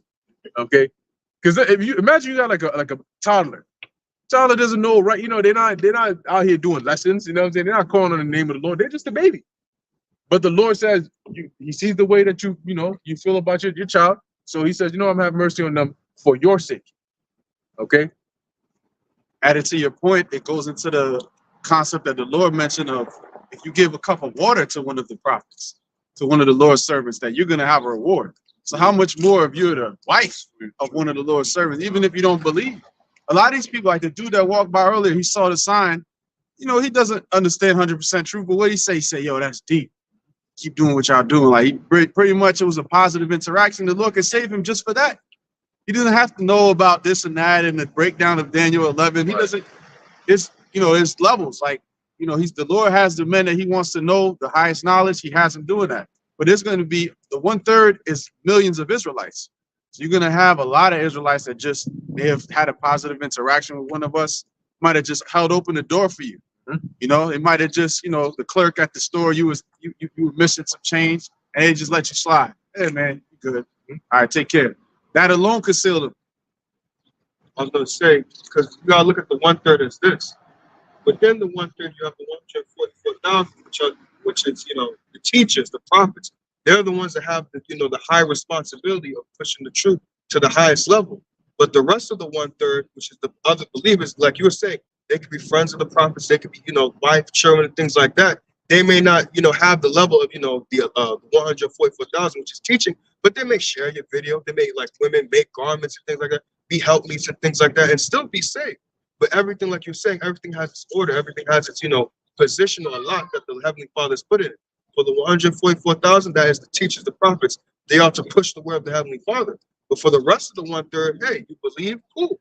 You have your lot. You may help. Things like that. I believe that is in, what is that? First or second Chronicles? It's not Chronicles. Corinthians, where it talks about different offices and things like that. So everybody has their lot position where the Heavenly Father has placed them to be an assistance. That's it. And hey, since we're speaking about the 1/3 and the elect and all of them, really technically speaking, you're gonna have the the 1/3 and the 2/3 and all that. Since we know that's dealing with just America here, you're gonna have wicked Israelites that are not of the 2/3, and you're gonna have righteous Israelites that are not of the 1/3. Because 1/3 is just dealing with a division of Israelites in this land. 1/3 of Israelites in this land would be delivered. 2/3 of them in this land would be destroyed. But then you still got teachers that are in maybe a different land. You got brothers in a different land over here. But apparently according to Sakari, that's not the case. It's talking about the land of Israel. But hey, you know what? Guess what? The apostle. As a matter of fact, let's go. You got something? Okay, let's get what's that? 2 Peter 3 about men walking after their own lusts. That's also prophecy. Right? It's also prophecy, the things that we're seeing now, the fact that there are disagreements, disagreements and people teaching different things. That's all a part of prophecy. That's also another sign of the times. Okay? So let's finish off in that verse and then we'll come here. Else were your children unclean. Yeah, read that whole verse again. 1 Corinthians 7 and 14, and it reads, Mhm. "For the unbelieving husband is sanctified by the wife, and the unbelieving wife is sanctified by the husband. Mhm.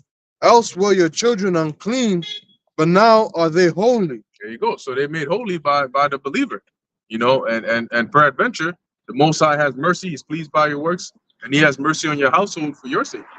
That's going to come in very, very, very, handy when all hell breaks loose. Because a lot of people are going to be looking for that protection, for that hedge. And at that point, they're not going to care, what the case is. As long as you can protect them and they're safe around you, that's where their mind is going to be at.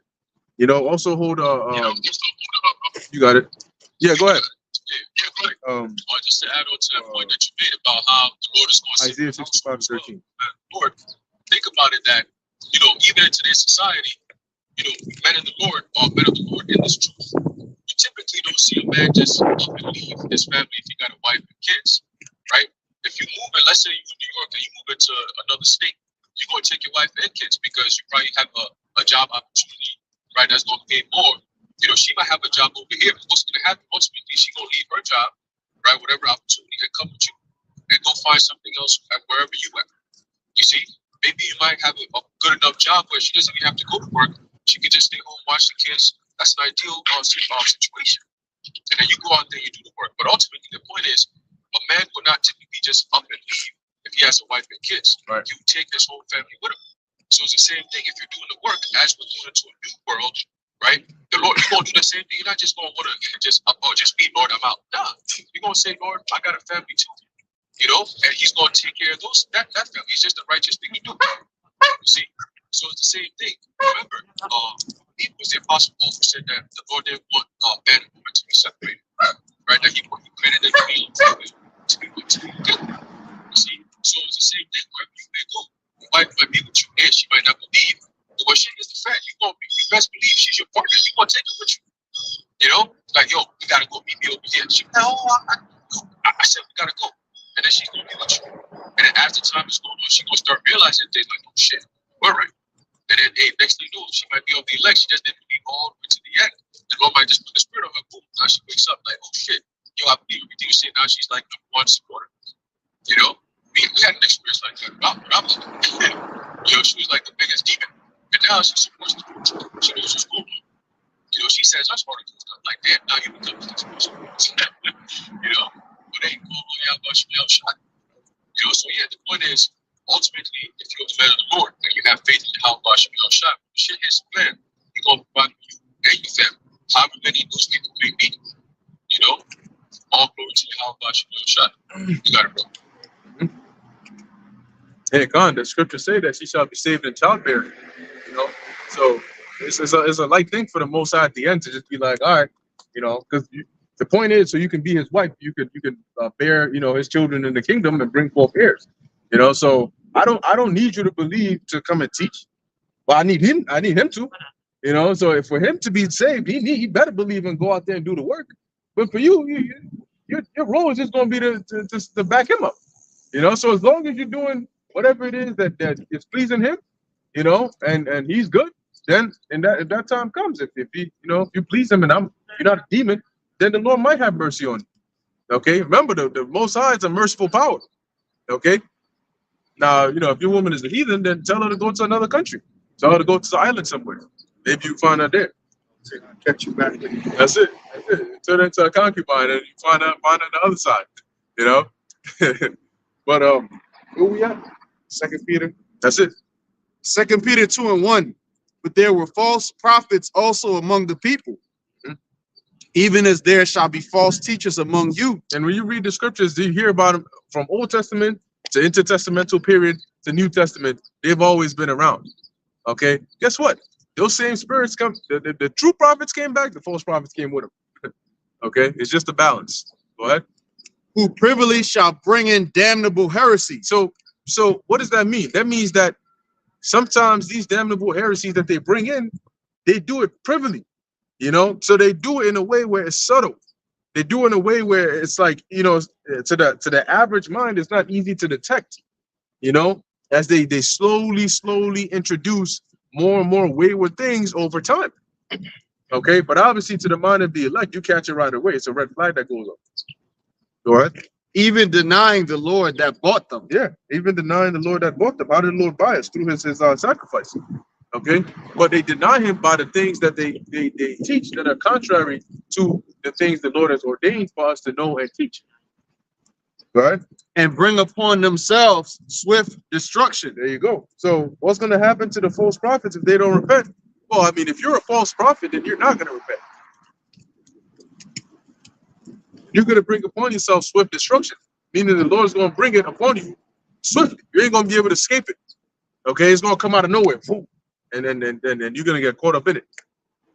And many shall follow their pernicious ways. Yeah, many shall follow their pernicious ways, their destructive ways. Why is it destructive? Because their deception will lead to the destruction of the people. You know, when you if you tell somebody the MOTB is not the C-hip, and they're going to take the C-hip, they're going to be destroyed. That means that's a pernicious way right there. That's leading to their destruction. And as it says, many. Okay. Yeah, the battery's low on here. We're going to wrap it up soon anyway. But as it says, many shall follow their pernicious ways. Go ahead. Matter of fact, we'll close it on this verse. By reason of whom the way of truth shall be evil spoken of. Yeah, and like I explained in the lesson that I did, you know, it's because of these false prophets and the lies that they're spreading, you know, that the truth is being evil spoken of. Go on. In their greed, it is an NLT. In their greed, they will make up clever lies to get hold of your money. But the Most High condemned them long ago, and their destruction will not be delayed. You hear that? In their greed, you know, because they know. That's why they would rather deviate from the truth if it means they can get more support. Because if they get more support, then they get more money, and that money is driven by their greed. You know, so those are the things that they value above truth. You know, but so what? Money comes and goes. You know, there's something much more important than money, which is the reward that Yahweh Ba'ashem Yahweh Shai is going to bestow upon, you know, the true servants of the Lord. Okay, that's on that. That's a precept. That was verse 3, right? Mm-hmm. Yeah, that precept is an example of them engaging in deception and exploitation. That's exactly what it is. You know, with feed words, right? Shall they make merchandise? That's deception and exploitation, and the Lord will have judgment for them. All right, He sure is. Now let's actually finish it off on the precept, the Isaiah 65. This is the book It's going to be, man, it's going to be an indescribable, you know, when this thing finally goes down, the level of joy. I mean, the Lord gives us little wins here and there. You pray for sign, and then he comes in clutch. You pray for sign, he comes in clutch. But I mean, when your life is on the line and the Lord comes through, when you have faith and the Lord rewards that faith, you know, when those that are with you are losing faith, but you have faith and the Lord comes through and makes it apparent in front of everybody that, hey, this is who I'm dealing with. Yeah, I'm real. You know what I'm saying? I'm real, and boom. You know, like Moses. You know, the Lord commanded Moses to part that sea. I mean, can you imagine the adrenaline rush, the thrill? Spiritual high. Yeah, the spiritual high you receive when you pray to the Lord in your time of desperation. But not just you. It's different with just you, but not just you, but those that are with you as well. And he comes through clutch, boom, in abundance, right then and there. It's gonna be damn, man. Oh Lord, man. Oh shoot. You know, we good. And at that point, hey, ain't no going back from that, because everybody is witness. You know, like even the heathen kings, like Cyrus and Darius and all of them, when they witnessed the power of the Lord, they couldn't deny it. You know, and and that's what's gonna make the boldness of the elect even that much more manifest. Go ahead. Oh, you got something? Yeah, I got a quick precept backing up the point that the brother Asher brought out in the book of 2 Peter. This book of 1 Peter, 1 Timothy chapter 4, starting with verse 1. It says, "Now the Spirit speaketh expressly that in the latter times some shall depart from the faith, giving heed to seducing spirits and doctrines of devils." Right? We've already seen that with the former Mississippi brothers, right? We see what's going on with them and many other people that are coming against this truth, especially in these last days. See what's going on with them, right? Continue verse 2. It says, "Speaking lies, hypocrisy." Oh shit. Having none. one body, right? IUIC, you know, all these different camps that be going off constantly, pissing the Most High off constantly, right? We start to see the Lord taking his spirit away from them by little. And at that point, destruction and judgment comes your way. We don't have that cloak of how much shine to protect you, you know? So continuing, verse 3 says, forbidden to marry, right? We talked about that earlier. And commanding to abstain from meats, which the Most High hath created to be received with thanksgiving of them which believe and know the truth. All right, well, it's for the elect, the believers. Okay, these other spirits, they come around, right? And their job is to try to push some type of controversy, you know, some type of awful doctrine, just wayward doctrine to weed out those who might be, you know, not of the caliber Yahweh is looking for. You know, ultimately the elect. It's another sifting process. You know, but we see time and time again. But yeah, it's like, yo, what's going on? At these last days, you're gonna see a whole lot more happen. Even in the world with these churches and so-called pastors, you're already seeing it. You know, and it's also there that keeps coming in all the way to the truth where you're like, oh, shit, everybody out there, judgment left and right. You know? But yeah, we in those times, that's where the hedge of protection comes in.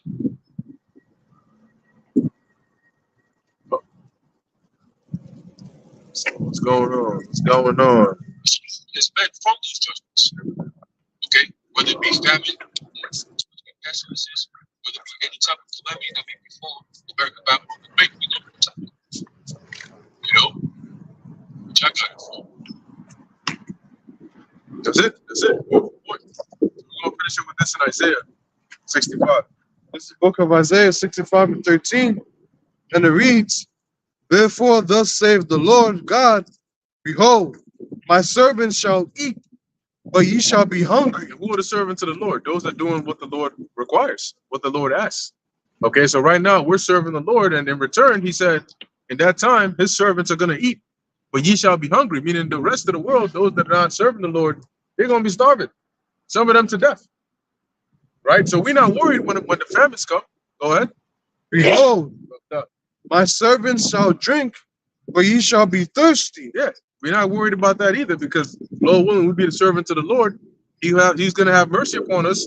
We're not worried about how he's going to do it, but we just know that he is. Go on. Behold, my servants shall rejoice, but ye shall be ashamed. Yeah, because we're going to be in a good place. Here it is, all hell is breaking loose, and you good. You don't have to worry about your life. You don't have to worry about your safety, about where you're going to sleep, how you're going to get fed. Like, you actually don't have to worry about these things. Of course you're going to rejoice. Go on, but the rest are going to be ashamed. Behold, my servants shall sing for joy of heart, but ye shall cry for sorrow of heart, and shall howl for vexation of spirit. Yeah, so beginning at that point, I mean, it's all going to be worth it. You know, it's really a win-win. You know, to be delivered in these evil days, and then to be taken into the kingdom to come. Was that a that verse? All right. Yes, sir? Yeah, quick precept and then we'll close it out with this. It's the book of Second Ezra, chapter 2, verse 27. It says, be not weary, for when the day of trouble and heaviness cometh, others shall weep and be sorrowful, but thou shalt be merry and have abundance. So there you go. All right, just tied it perfectly. We'll just read Isaiah the 65th chapter. All right, but you got it. That's it. So pretty much with that, we're going to end it here. Lord willing, that was edifying to the elect. And in closing, I want to give all praises, honor, and glory to Yahweh, Hashem, Yahweh Shai, Hashem, Kakadash. Until next time, Shalom. Shalom.